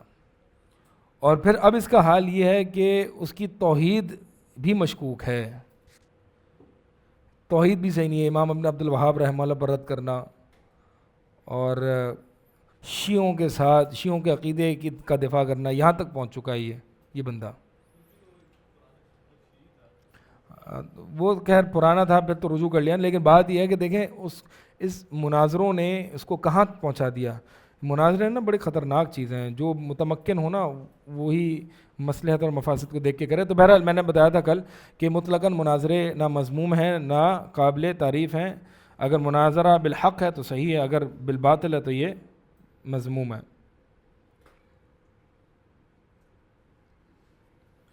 اگلا جو سبب ہے الحاد کا الاسترسال مع وسواس الشیاطین، مع وسواس الشیطان، کہ شیطان کے وسوسے کو کھلی چھوٹ دے دینا. یعنی شیطان نے وسوسہ ڈالا، آپ اس میں غور و فکر کرنا. اور جب ایک انسان وسوسوں میں غور و فکر کرنا شروع کر دیتا ہے، اس کو منہ لگاتا ہے نا، تو وہ شبہات کے شکار ہو جاتا ہے. اور اس کی دلیل کیا ہے یعنی استرسال نہیں کرنا، یعنی اس کو توڑ دینا ہے، اس سے اراض کرنا ہے۔ اس کی دلیل یہ ہے کہ نبی علیہ الصلوۃ والسلام کی حدیث ہے کہ شیطان تمہارے پاس آئے گا اور کہے گا کہ من خلق کذا و من خلق کذا، کہ فلاں کو کس نے پیدا کیا، اس کو کس نے پیدا کیا، یہاں تک کہ وہ تمہیں یہاں تک لے آئے گا کہ من خلق اللہ، کہ اللہ کو کس نے پیدا کیا۔ یعنی اب یہ اگر وسوسوں میں ایک انسان اتنا زیادہ کھو جائے اور اس کو غور و فکر کرنے لگے، تو جب اس انتہا تک پہنچ جائے تو پھر آپ نے کیا کرنا ہے کہ آپ نے جو ہے وہ وہاں پہ رک جانا ہے اور کہنا ہے آمنت باللہ، میں اللہ پر ایمان لایا۔ اور بعض روایت میں ہے کہ فلیستعذ باللہ ولینتہی، کہ پناہ پکڑے اور وہیں پر رک جائے۔ اچھا، یہاں پہ یہ اس حدیث میں ایک سوال ہے کہ، اور یہ ملحدین کا شبہ بھی ہے، ملحدین کا شبہ ہے کہ وہ یہ شبہ کہتا ہے اچھا تم کہتے ہو کہ ہر چیز کا ایک سبب ہے، تو پھر اللہ کا بھی سبب ہے۔ ٹھیک ہے، یہی جاوید اختر نے بھی یہ شبہ ذکر کیا تھا، جب ہر چیز کا سبب ہے، ہر چیز کا پیدا کرنے والا، تو اللہ کا پیدا کرنے والا کون ہے؟ اور یہ وہی بات ہے جو کہ اس حدیث میں ذکر کی ہے، من خلق اللہ، اللہ کو کس سے پیدا کیا۔ اب یہاں پہ جو نبی علیہ السلام نے ہمیں حل کیا دیا ہے کہ جب یہاں تک شیطان پہنچ جائے تو تم نے فلینتہی، یہاں رک جانا ہے، تعوذ پڑھنا ہے اور اپنے ایمان کو مزید پختہ کر کے آمنت باللہ کہنا ہے۔ ٹھیک ہے، اب یہاں پہ کوئی شخص یہ سوال کر سکتا ہے کہ نبی علیہ السلام نے عقلی جواب نہیں دیا، کوئی منطقی جواب نہیں دیا، اور یہ امام رازی نے اس حدیث میں یہ ذکر کیا کہ دو جواب ہو سکتے ہیں من خلق اللہ کے، ایک منطقی عقلی اور دوسرا یعنی احوت والا کہ اس تو جیسے کہ مثال کے طور پر تو انہوں نے کہا کہ نبی علیہ السلام نے یہاں پر جو ہے وہ عقلی جواب نہیں دیا، بلکہ اس شبے میں پڑھنے سے نبی علیہ السلام نے بچایا ہے۔ ابن تیمیہ رحمہ اللہ نے امام راضی پر رد کیا اور کہا کہ نہیں، بات ایسی نہیں ہے، نبی علیہ السلام نے عقلی جواب دیا ہے۔ اور وہ عقلی جواب کیسے ہے کہ یہ سوال ہی غلط ہے، اس کا جواب ہو ہی نہیں سکتا، تو جس چیز کا جواب ہو ہی نہیں سکتا وہاں پہ آپ نے کیا کرنا ہے، وہاں پہ آپ نے بس کر دینی ہے۔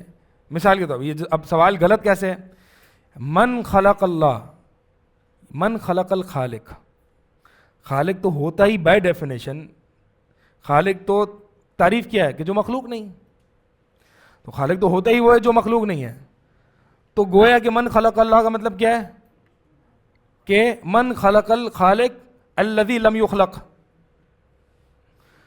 کہ اس کو کس نے پیدا کیا کہ جو پیدا نہیں۔ اب یہ سوال کا کیا ہے، یہ سوال آپس میں شروع کا حصہ دوسرے آخری کے حصے کو یعنی تعارض ہے اس سوال میں۔ یہ ایسے ہی جیسے کہ ٹرائنگل کی چوتھی سائڈ کا نام بتاؤ، آپ کہیں گے جب سوال ہی غلط ہے، ٹرائنگل کی سائڈ کتنی ہوتی ہیں؟ جی 3 ہوتی ہیں۔ تو نبی علیہ السلام نے جواب کیا دیا ہے، کیونکہ اب آپ یہاں پہ سفسطے کے سٹیج پہ پہنچ گئے، اب یہ سوال ہی غلط ہے۔ تو یہی ہم سمجھانے کی کوشش کرتے ہیں کہ جی اچھا، پھر وہ جاوید اختر ملحد نے اعتراض کیا، اچھا ٹھیک ہے، تم کہتے ہو کہ ایک جگہ رک جاؤ، یعنی اس کو کس نے پیدا کیا، اس کو کس نے پیدا کیا، اس کو کس نے پیدا کیا، ٹھیک ہے، پھر کہتے ہو کہ خالق نے ان سب کو پیدا کیا۔ تو ایک ملحد کہتا ہے کہ اچھا خالق کو کس نے پیدا کیا؟ ہم کہتے ہیں نہیں بھائی، وہ خالق مخلوق نہیں ہے، وہ خالق ہے، اس کو کوئی پیدا نہیں کر سکتا۔ تو وہ کہتا ہے کہ نہیں، یہ آپ خالق پر کیوں رک جاتے ہو؟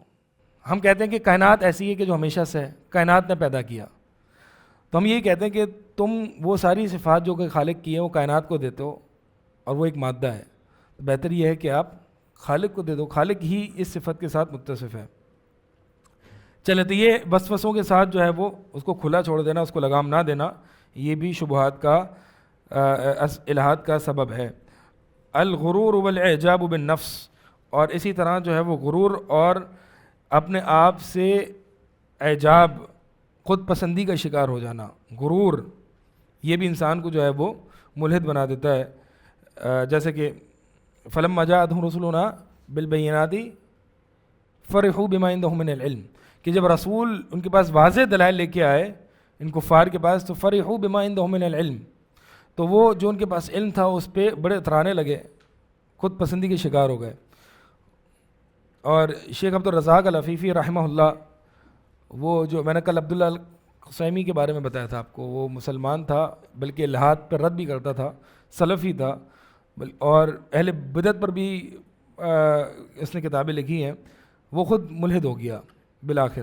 تو شیخ عبدالرزاق العفیفی رحمہ اللہ بتاتے تھے کہ اس کے دل میں بڑا کبر تھا، وہ علماء کو اور لوگوں کو کچھ سمجھتا ہی نہیں تھا۔ یہ دل میں کبر جو ہو جاتا ہے نا، اور ہمیں ایسا معلوم ہوتا ہے کہ آج طلباء میں بعض وہ طلباء کہ جو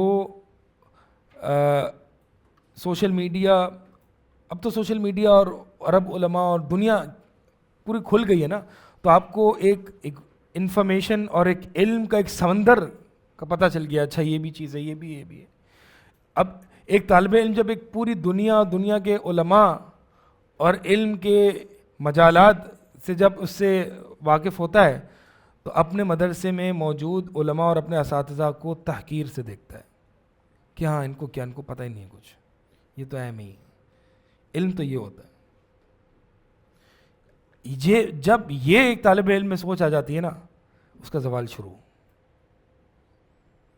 یہ کبھی بھی کبر انسان کے اندر، ایک طالب علم کے اندر نہیں آنا چاہیے، ٹھیک ہے۔ ہم نے تو یہ دیکھا کہ جو بڑے اساتذہ جن کا ایک تجربہ ہوتا ہے، وہ کئی اعتبار سے کوئی چیز ذکر نہیں کرتے طلباء کے سامنے، اس کی کئی حکمتیں ہوتی ہیں، کچھ ذکر کرتے ہیں، اس میں کس طرح کرتے ہیں، آسان انداز میں سمجھاتے ہیں، کسی اور انداز میں سمجھاتے ہیں۔ ایک طالب علم جو کہ سوشل میڈیا دیکھتا ہے اور یہ تو وہی سمجھتا ہے یار ان کو تو کچھ نہیں آتا، ان کو کچھ پتہ نہیں ہے، ٹھیک ہے۔ تو وہ یہی ہے کہ سقوط العلماء کو دلیل لے لیتا ہے ان کی جہالت پر، جیسے کہ یہ پروپیگنڈا اخوانی وغیرہ کرتے ہیں کہ علماء خاموش ہیں کیونکہ ان کو پتہ نہیں ہے، حالات واقعہ، حالات حاضرہ کا پتہ نہیں ہے۔ تو خیر یہ جو چیز ہے نا، ہمارے طلباء میں بھی میں دیکھ رہا ہوں، سوشل میڈیا، ہم سب طلباء ہی ہیں، ہم میں یہ چیز جو ہے بڑی آ گئی ہے کہ ہم اپنے اساتذہ اور اپنے مشائخ کو بڑے یعنی اس کی نیچا دیکھتے ہیں، اور یہ غرور اور اعجاب بالنفس جو ہے نا، یہ انسان کو پھر آگے بڑھنے نہیں دیتا۔ ہر وقت اساتذہ کی شکایات، جی وہ ایسا کرتے ہیں، ان کو کیا، ان کو پڑھانا سی نہیں آتا، اچھا وہ یہ، اچھا یہ ایک بہت ہمارے بعض مشائخ تھے جب ہم مہاد میں پڑھے تھے، تو شیخ داؤد صاحب جو ہیں وہ حفظہ اللہ، اس میں جب بھی کوئی طلباء کی طرف سے کوئی زیادہ شکایت آتی نا، تو وہ اس کو برداشت نہیں کرتے تھے۔ ایک ہوتا ہے کہ ایک کوئی ویلڈ کنسرن ہوتا ہے ایک طالب علم کا استاد کے متعلق، وہ اشارتاً ادب کے احترام کے انداز میں وہ بتا دے، آگے پہنچا دے، لیکن ہے کہ ایک ہے کہ بار بار یہ لوگوں میں کہ جی ہمارے اساتذہ کو کچھ آتا نہیں ہے، ہمارے یہ، ہمارے وہ، تو اس کو وہ بالکل بھی برداشت نہیں کرتے تھے۔ تو خیر، اور یہ ہمیں اب سمجھ آتی ہے کہ ہمیں اس وقت ہم یہ سمجھتے تھے کہ یہ جو ہے نا وہ بس ہم مطلب سوء ظن کا شکار ہوتے تھے۔ تو جیسے جیسے آگے تجربہ بڑھتا ہے، انسان پڑھانے کے اسٹیج پر آتا ہے اور خود اس پہ آتا ہے، تو اس کو بہت ساری چیزیں پتہ چلتی ہیں کہ کیا حکمت عملی ہوتی ہے، کہاں عقل جو ہے نا، عقل، یہ علم کے ساتھ عقل بھی انسان کو آنی چاہیے۔ عقل علم کو چلانے کا ایک ریموٹ ہے، ایک طریقہ ہے۔ جن کے پاس علم تو بہت ہوتا ہے، عقل نہیں ہوتی نا، وہ فساد ہی کرتے ہیں، اور جن کے پاس عقل ہوتا ہے، علم نہیں ہوتا، وہ بھی بیرا گرکی کرتے ہیں۔ تو یہ زیادہ بہتر ہے کہ انسان کے پاس علم کم ہو، عقل زیادہ ہو، بنسبت علم زیادہ اور عقل کم ہو، کیونکہ وہ بہت بیرا گرک کرتا ہے، بہت کام خراب کرتا ہے کہ جس کے پاس۔ اور سوشل میڈیا نے یہ علم کی ایک عجیب و غریب دنیا کھول دی ہے، اور عقل سے ہم نے نہ سیکھی ہے۔ پہلے تو سلف جو ہے وہ طلباء اپنے مشائخ سے عقل، آداب، یہ چیزیں سیکھتے تھے۔ امام احمد رحمہ اللہ سے، ان کی مجالس میں کئی ہزاروں بیٹھے ہوتے تھے، صرف 400-500 لکھتے تھے، باقی جو ہے وہ ساری عقل اور آداب سیکھتے تھے۔ تو یہ عقلانیت جو ہے نا اپنے بڑے مشائخ سے، جن کے پاس حلم اور بردباری ہے، ان سے سیکھنے والی جو سب سے پہلی چیز ہوتی ہے وہ عقل ہوتی ہے۔ ہم سب سے پہلے چیز جی گہری بحثیں ان مشائخ سے سمجھنے، نہیں، یہ بات کی بات ہے، پہلے جو ہے وہ عقل سیکھنی ہوتی ہے، ان سے آداب سیکھنا ہوتا ہے۔ چلیں جی، تو یہ الغرور والاعجابی انسان کو جو ہے نا اس کے دل میں شبہات وارد کرتی ہے۔ فرحوا بما عندهم من العلم، یہ کفار کا شیو ہے. چلیں آگے پڑھیں پہلا اصول. اچھا ابھی جو ہم پڑھیں الاصول السلفیہ فی نقد الالحاد المعاصر، یہ ایسی ٹائٹل دے دیا ہے اس کو، ٹھیک ہے.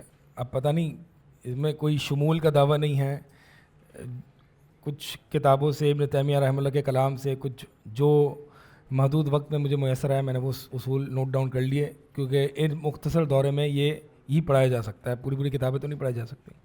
تو انشاءاللہ اصول آپ کو مفید رہیں گے اگر آپ اس کو صحیح سے سمجھ جائیں. یہ رد الحاد میں بڑے مفید اصول ہیں انشاءاللہ، ٹھیک ہے.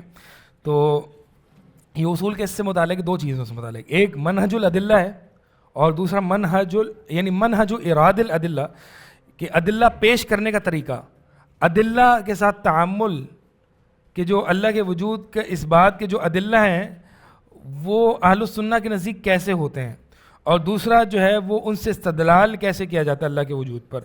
یہ دو منہجی اور اصولی مباحث ہیں. پہلا اصول پڑھیں، الاصول المتعلقہ بمنہج الادلۃ لاثبات وجود اللہ تعالی. ایسے اصول، اچھا اوپر جو ہے الاصول السلفیہ، سلفیہ کی قید کیوں لگا دی میں نے؟ سلفیہ کی قید اس لیے لگائی کیونکہ الحاد معاصر کے رد میں بہت گروہ ہیں، کرسچنز بھی ہیں، یہود بھی ہیں، پھر مسلمانوں میں بھی اہل بدعت بھی ہیں، ہر طرح کا بندے نے جو ہے وہ اس پر کام کیا ہے، ٹھیک ہے. اور ظاہر سی بات ہے ہر میں کچھ نہ کچھ خیر اچھی باتیں بھی ہیں، پختہ باتیں بھی ہیں، اور کچھ جو ہے وہ دین اسلام کے مخالف بھی ہیں. تو اصول السلفیہ سے مراد یہ ہے کہ وہ خالص اصول جو کہ اہل السنہ کے مذہب پر قائم ہے، جس کی بنیاد پر الحاد معاصر کو رد کیا جائے. باقی جتنے بھی لوگ رد الحاد کریں گے کوئی نہ کوئی کمی چھوڑ دیں گے. جب سلفی ایک رد الحاد کے میدان میں کودے گا تو وہ انشاءاللہ اللہ کے حکم سے خالص اور صحیح منہج پر رد کرے گا. جی پہلا اصول پڑھیں. دلائل وجود اللہ عامۃ لکل احد فیما ما یختص به من عرفہ. الثانی اثبات وجود اللہ یکون بالادلۃ الشرعیہ. پہلا دلائل وجود اللہ تعالی فی الظاہر، دلائل وجود، مجھے اپنی رائٹنگ سمجھ میں نہیں آ رہی. دلائل وجود اللہ تعالی فیہا ہے، فیہا الظاہر لکل احد وفیہا ما یختص به من عرفہ. یعنی اللہ کے وجود کے جو دلائل ہیں ان میں سے تو کچھ ایسے ہیں کہ جو ہر ایک کے لیے ظاہر ہیں، واضح ہیں، اور کچھ دلائل ایسے ہیں کہ جو خاص متخصصین کے لیے جو اس فیلڈ کا ہے، ٹھیک ہے. یعنی اس سے یہ پتہ چل رہا ہے کہ بعض ادلہ تو بڑے عام ہیں، وہ ایک رکشہ چلانے والے ایک موچی کو بھی سمجھ میں آئیں گے، ایک بڑے سے بڑا انجینئر اور سائنسدان کو بھی سمجھ میں آ جائیں گے، اور قرآن میں عموماً اس طرح کے ادلہ دیے ہیں، ٹھیک ہے. اب کچھ ادلہ ایسے ہیں کہ جو شاید مثال کے طور پہ میں نے کل دکتور فاضل سامرائی کا جو الحاد سے رجوع تھا، وہ جو کیفیت وہ کیا تھی، کیا وجہ بنی تھی، وہ مچھر کی انڈے دینے کی باریکیاں اس کو معلوم کرنا. اب یہ جو اس کو جانتا ہے وہی معلوم کر سکتا ہے، ٹھیک ہے. تو اس کا مطلب یہ ہے کہ ابن تیمیہ رحمہ اللہ کا یہ کلام ہے کہ دلائل وجود اللہ تعالی اعظم و اکثر من کل دلیل علی کل مدلول، کہ اللہ کے وجود کے دلائل اتنے زیادہ ہیں، ہر دلیل سے جو اپنے مدلول پر دلالت کرتی، ہر دلیل سے، یعنی اسی لیے یہ کہا جاتا ہے وفی کل شیء لہ آیۃ تدل علی انہ واحد. یہ شعر ہے کہ ہر چیز میں اس کے لیے اس پر ایک نشانی ہے جو اس بات پر دلالت کرتی ہے کہ اللہ تعالیٰ ایک ہے. یعنی ہر چیز میں دلیل موجود ہے. اس سے یہ پتہ چلا کہ اللہ کے وجود کے دلائل محصور نہیں ہیں، محدود نہیں ہیں، ٹھیک ہے. لہٰذا کوئی بھی اس مجال کو محدود کرنے کی کوشش کرتا ہے وہ گمراہی میں پڑ جاتا ہے. اور یہی مسئلہ متکلمین سے، یہ غلطی متکلمین سے صادر ہوئی. ان کے چند اللہ کے وجود کو ثابت کرنے کے چند مخصوص دلائل ہیں، جیسے کہ متکلمین کے نزدیک ایک بڑی مشہور دلیل حدوث. اب وہ کیا ہے اس کو الگ وہ ہے، لیکن بات یہ ہے کہ وہ اور دلیل حدوث بھی جس طریقے سے وہ اللہ کے وجود کو ثابت کرتے ہیں وہ کیفیت بھی بڑی پیچیدہ اور عجیب و غریب ہے. تو وہ یہ کہتے ہیں کہ جو اس طریقے سے اللہ کو وجود کو مانے گا وہی مومن ہے، جو اس طریقے سے نہیں مانے گا وہ مومن نہیں ہے. تو یہ جملہ ان پر گویا کہ ایک رد ہے کہ اب کچھ لوگ ہیں اس کو ایک ایسی چیز دیکھ کے اللہ کا وجود ثابت ہو جاتا ہے جو شاید دوسرے کے لیے یہ مفید نہیں ہو. ٹھیک ہے, تو اللہ کا وجود جو ہے, اللہ کے وجود کے ادلہ کچھ تو بہت ظاہر ہیں اور کچھ جو ہے وہ اس کے ساتھ خاص ہے جو اس فیلڈ میں ہے. دوسرا پڑھیں.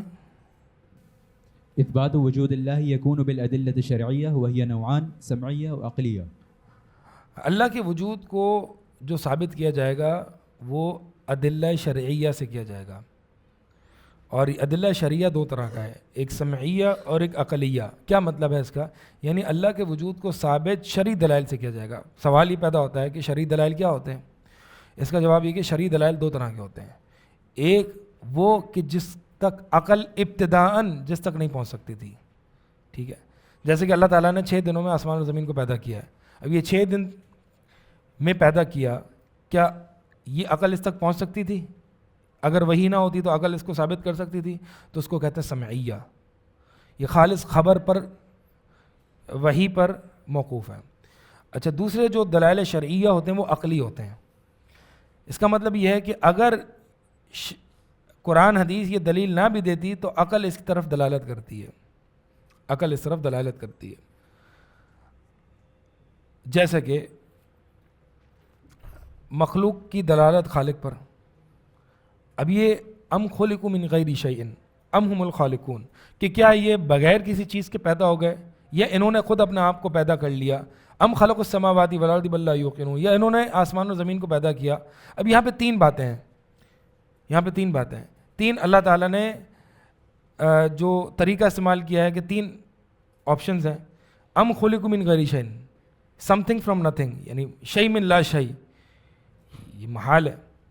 دوسرا ام ہم الخالقون, یعنی یا انہوں نے اپنے نفسوں کو خود پیدا کیا. یہ بھی محال ہے کیونکہ اس میں وجود اور عدم وجود بیک وقت لازم آئے گا. ایک بندہ اپنے آپ کو پیدا کر رہا ہے تو اس کا مطلب کیا ہے کہ وجود تھا اور نہیں بھی تھا, تبھی تو پیدا کر رہے ہیں. یہ جو ہے وہ نقیضین ہے جو کہ کبھی جمع نہیں ہو سکتے. اچھا, تیسرا آپشن کیا ہے؟ ام خلق السماوات والارض, یا تو انہوں نے آسمان اور زمین کو پیدا کیا, یعنی ایک مخلوق نے دوسری مخلوق کو پیدا کیا. اس سے بھی جواب نہیں ملے گا. پھر سوال یہ پیدا ہوگا کہ پھر اس کو کس نے پیدا کیا, پھر اس کو کس نے پیدا کیا. اور جو صحیح جواب ہے وہ اللہ تعالیٰ نے ذکر نہیں کیا, کیونکہ یہ جب تینوں آپشنز باطل ہو گئے تو لا محالہ ایک ہی آپشن بچتا ہے, اور وہ کیا ہے کہ ان کا پیدا کرنے والا اللہ ہے, وہ جس نے جو کبھی خود پیدا نہیں ہوا, جو ہمیشہ سے ہے. اب یہ عقلی دلیل ہے, یہ عقلی دلیل ہے اللہ کے وجود کو ثابت کرنے کی. لیکن یہ کس نے ہمیں بتائی ہے؟ قرآن نے. تو اس کا مطلب یہ ہے کہ قرآن میں عقلی دلائل بھی ہیں, سمعی دلائل بھی ہیں. اسی لیے ان عقلی دلائل کو شرعی دلائل کہا جاتا ہے, کیونکہ قرآن حدیث نے اس کی طرف ہمیں رہنمائی کی ہے. اب یہاں پہ ایک بہت بڑا فرق متکلمین, اہل بدعت اور اہل سنہ میں آپ کو ملے گا, اور وہ کیا ہے؟ اہل سنہ کہتے ہیں کہ بھائی وہی دلائل استعمال کرو نا جو اللہ تعالیٰ نے قرآن میں عقلی دلائل دی ہیں. کیا ہمارا اس پر ایمان ہے کہ اللہ تعالیٰ نے الہیات, ایمانیات کو ثابت کرنے کے لیے سب سے احسن اور اچھے عقلی دلائل دیے ہیں؟ جی ہاں, ایمان ہے. جب وہ دیے تو پھر یہاں وہاں کے فلسفی دلیل کی طرف کیوں جاتے ہو؟ صحیح ہے. وہ کہتے ہیں متکلمین, نہیں اللہ تعالیٰ, اصل مسئلہ یہ ہے. متکلمین کیا کہتے ہیں, اور یہ بات مفتی شمائل نے مناظرے میں سب سے پہلے کہی تھی, کیا کہ یہ چونکہ ملحد ہے, یہ ہماری کتاب کو نہیں مانتا, لہٰذا میں کتاب کے علاوہ سے ایک دلیل لا کے اس کو اللہ کے وجود کو ثابت کروں گا. اب اس میں ایک بہت بڑا بلنڈر اور بہت متکلمین کا بہت بڑا گمراہ کن اصول موجود ہے, اور وہ کیا ہے کہ قرآن میں عقلی دلائل نہیں ہیں کہ جو کسی ملحد کو دیے جائیں. یہ ہم عام زبان میں بھی استعمال کرتے ہیں. مثال کے طور پر عام زبان میں ہم کیا کہتے ہیں کہ کوئی چیز آپ اس کو غلط ثابت کرو, اگلا بندہ کہتے ہیں نہیں لاجک سے ثابت کرو, لاجک سے, قرآن چھوڑو لاجک سے. گویا کہ اس میں یہ مفروضہ ہے کہ قرآن میں لاجک نہیں ہے. یہ تو بہت بڑا بلنڈر ہے. اگر قرآن حدیث میں لاجک نہیں ہے تو پھر کس میں ہے؟ تو اہل سنہ کہتے ہیں کہ بھائی آپ اس کو قرآن بتا کے پیش نہ کرو. قرآن میں جو عقلی دلائل دیے ہوئے ہیں اس کو آپ اپنے طریقے سے حالات حاضرہ کے مطابق سیاق کے مطابق ملحد کے سامنے جو قرآن کا جو طریقہ اور منہج استدلال ہے وہ پیش کرو اللہ کے وجود کو ثابت کرنے کا. پھر اگر وہ مان جائے تو کہو یہ تو قرآن ہے. صحیح ہے. یعنی اب مجھے بتائیں کہ قرآن نے اپنے آپ کو خود بنوایا یا نہیں؟ قرآن اپنے آپ کو خود بنواتا ہے. کیسے؟ قرآن پڑھو، مجھے پڑھو، پتہ چل جائے گا میں حق ہوں. اگر قرآن کو ایسے نہیں مانتے تو ایسے مان لو جو اس کو پڑھنے والا ہے، یعنی نبوت. پھر وہاں پہ دلائل النبوہ کا باب آ جاتا ہے. مقصود یہ سارے شرعی دلائل ہیں. ٹھیک ہے. اب متکلمین کہتے ہیں کہ نہیں، ہم یہ قرآن کے ادلہ نہیں دے سکتے کیونکہ اس سے دور لازم آ جاتا ہے کہ جس چیز کو ثابت کر رہے ہیں اسی سے دلیل دے رہے ہیں. ان کا اعتراض سمجھ میں آ گیا کہ جس چیز کو ثابت کر رہے ہیں اسی سے تو دلیل دے رہے ہیں، تو یہ تو کوئی قبول نہیں کرے گا. ہم کہتے ہیں کہ بھائی جس چیز کو ثابت کر رہے ہیں اس سے دلیل دے رہے ہیں، لیکن وہ دلیل عقلی ہے، وہ دلیل عقلی ہے. اب مثال کے طور پر نبی علیہ الصلوۃ والسلام کی نبوت کو ثابت کرنا ہے. نبی علیہ الصلوۃ والسلام اپنی نبوت کو ثابت کرنے کے لیے خود ہی دلائل دیتے ہیں نا کہ یہ میرے دلائل ہیں میری نبوت کے، لہٰذا مان لو. تو مانتے ہیں نا. کافر سارا ایسے ہی مسلمان ہو گئے نا. تو یہاں پہ تو ہم یہ نہیں کہتے کہ نبی کو نبی ثابت کرنے کے لیے نبی کی باتوں کی ہی دلیل. کیوں؟ کیونکہ نبی کی باتیں جو ہیں وہ عقلی دلائل ہیں. لہٰذا یہ اہل سنہ کا طریقہ ہے کہ اللہ کے وجود کو ثابت کرنے کے لیے شرعی دلائل دیے ہیں. شرعی دلائل جو ہیں وہ سمعی اور عقلی. ٹھیک ہے. تو جو اور دوسرا اس میں چلیں اس پہ آگے انشاءاللہ بات ہو جائے گی. تو اس بحث کا خلاصہ یہ ہے کہ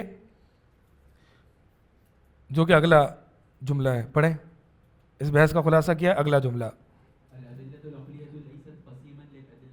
ہاں، الادلۃ العقلیہ لیست قسیما للادلۃ النقلیہ، کہ جو عقلی دلائل ہیں وہ نقلی دلائل کا کوئی علیحدہ سے قسم نہیں ہے. ٹھیک ہے. انہیں ایک ہے نقل. نقل کس کو کہتے ہیں؟ وحی کو. نقل میں عقلی دلائل بھی ہیں اور سمعی خبری دلائل بھی ہیں. متکلمین کہتے ہیں کہ ایک ہوتے ہیں عقلی دلائل، ایک ہوتے ہیں نقلی دلائل. ہم ملحد کو سے مناظرہ کرتے وقت ملحد کو قائل کرنے کے لیے ہم نقلی دلائل نہیں دیں گے، عقلی دلائل دیں گے. ہم کہتے ہیں اس کا مطلب تم یہ مانتے ہو کہ نقل میں عقل نہیں ہے، اور ان کا نقل عقل کا مسئلہ پرانا ہے جو ہم نے کل اس پہ بات کی تھی. تو لہٰذا اب جس طریقے سے وہ اللہ کے وجود کو ثابت کرتے ہیں نا، وہ ایسا پیچیدہ طریقہ ہے، اس کی بھی میں تفصیل میں نہیں جا رہا، نہ وقت ہے، جس کا خلاصہ یہ ہے کہ وہ بڑا پیچیدہ طریقہ ہے. اور اس طریقے کو ماننے کی وجہ سے اب دلیل حدوث تغیر، یعنی ہر چیز حادث ہوتی ہے اور ہر حادث کا محدث ہوتا ہے. ہر حادث کا محدث، یہ ایک عام سنی دلیل ہے، یہ ہماری دلیل ہے. وہ اس دلیل میں پیچیدگیاں پیدا کرتے ہیں. وہ جوہر اور عرض اور صفات میں جو ہے وہ تبدیلی اور حدوث ثابت کرتے ہیں، پھر جوہر میں اور عرض میں تبدیلی ثابت کر کے اجسام میں تبدیلی ثابت کرتے ہیں، پھر اجسام میں تبدیلی ثابت کر کے کہتے ہیں کہ اجسام حادث ہیں، لہٰذا ان اجسام جو کہ حادث ہیں ان کا بھی محدث ہونا چاہیے. اور پھر اللہ تعالیٰ کی صفات خبریہ اور فعلیہ کا انکار کر دیتے ہیں، کیونکہ اس فعل سے حدوث لازم آتا ہے جو ان کے نزدیک جو حدوث انہوں نے ڈیفائن کیا. اور پھر چونکہ ان صفات سے حدوث لازم آتا ہے لہٰذا اللہ تعالیٰ کی ان صفات کی تعویل کی جائے.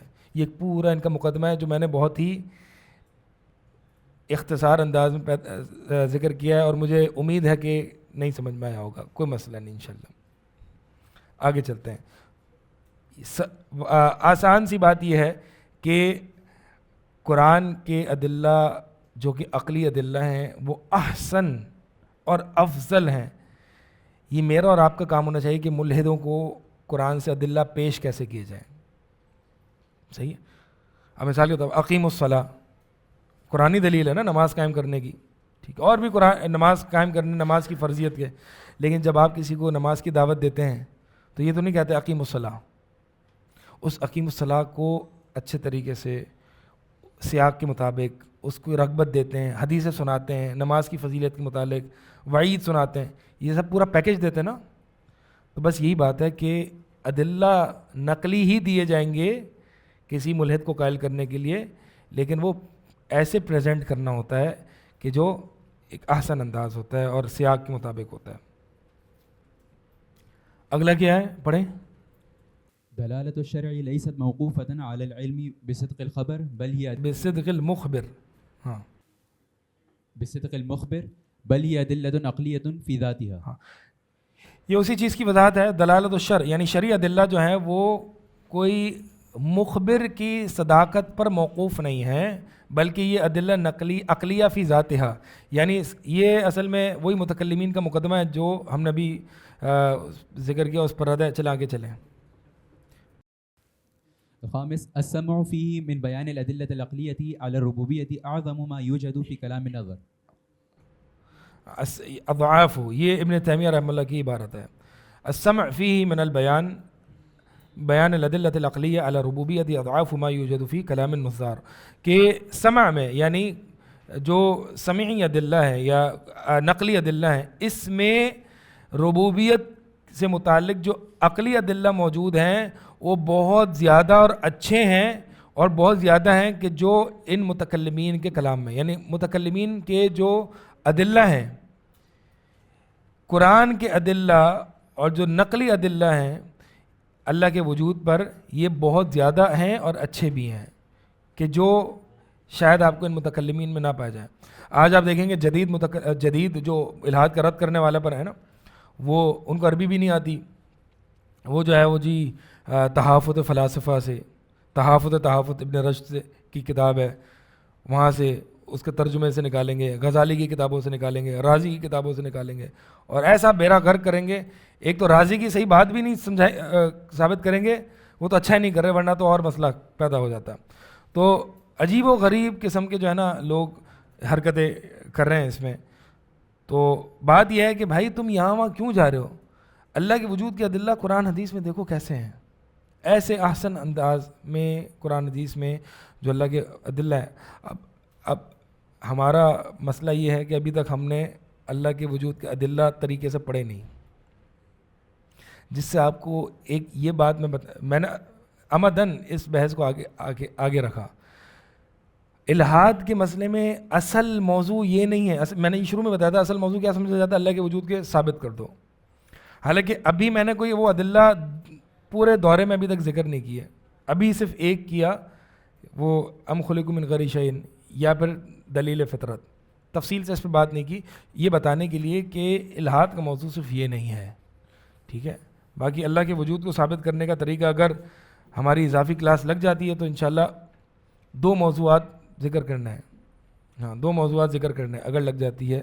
ایک اللہ کے وجود کے دلائل، یہ تو ابھی منہج پڑھا ہے نا، ادلہ کا منہج، تو یہ ایک بہت بڑا ایک پہلو ہے جو کہ ہم نے اس میں کور نہیں کیا، اور وہ یہ کہ اللہ کے وجود کے دلائل کیا کیا ہیں، اور پھر ملحدین کے جو 2-3 بڑے شبہات، جیسا کہ میں نے بتایا نظریہ تطور اور مسئلہ شر، یہ 2-3 بڑے شبہات ہیں کہ جس پر الہاد کا پورا مقدمہ قائم ہے، اس کو کیسے حل کرنا ہے۔ تو اشارہ بھی دے دیا کہ بس کریں آپ، تو ٹھیک ہے انشاءاللہ ہم جتنا ہو سکا اتنا ہم نے کر دیا، باقی اگر کچھ اضافہ ہوگا تو انشاءاللہ آپ کو بتا دیا جائے گا۔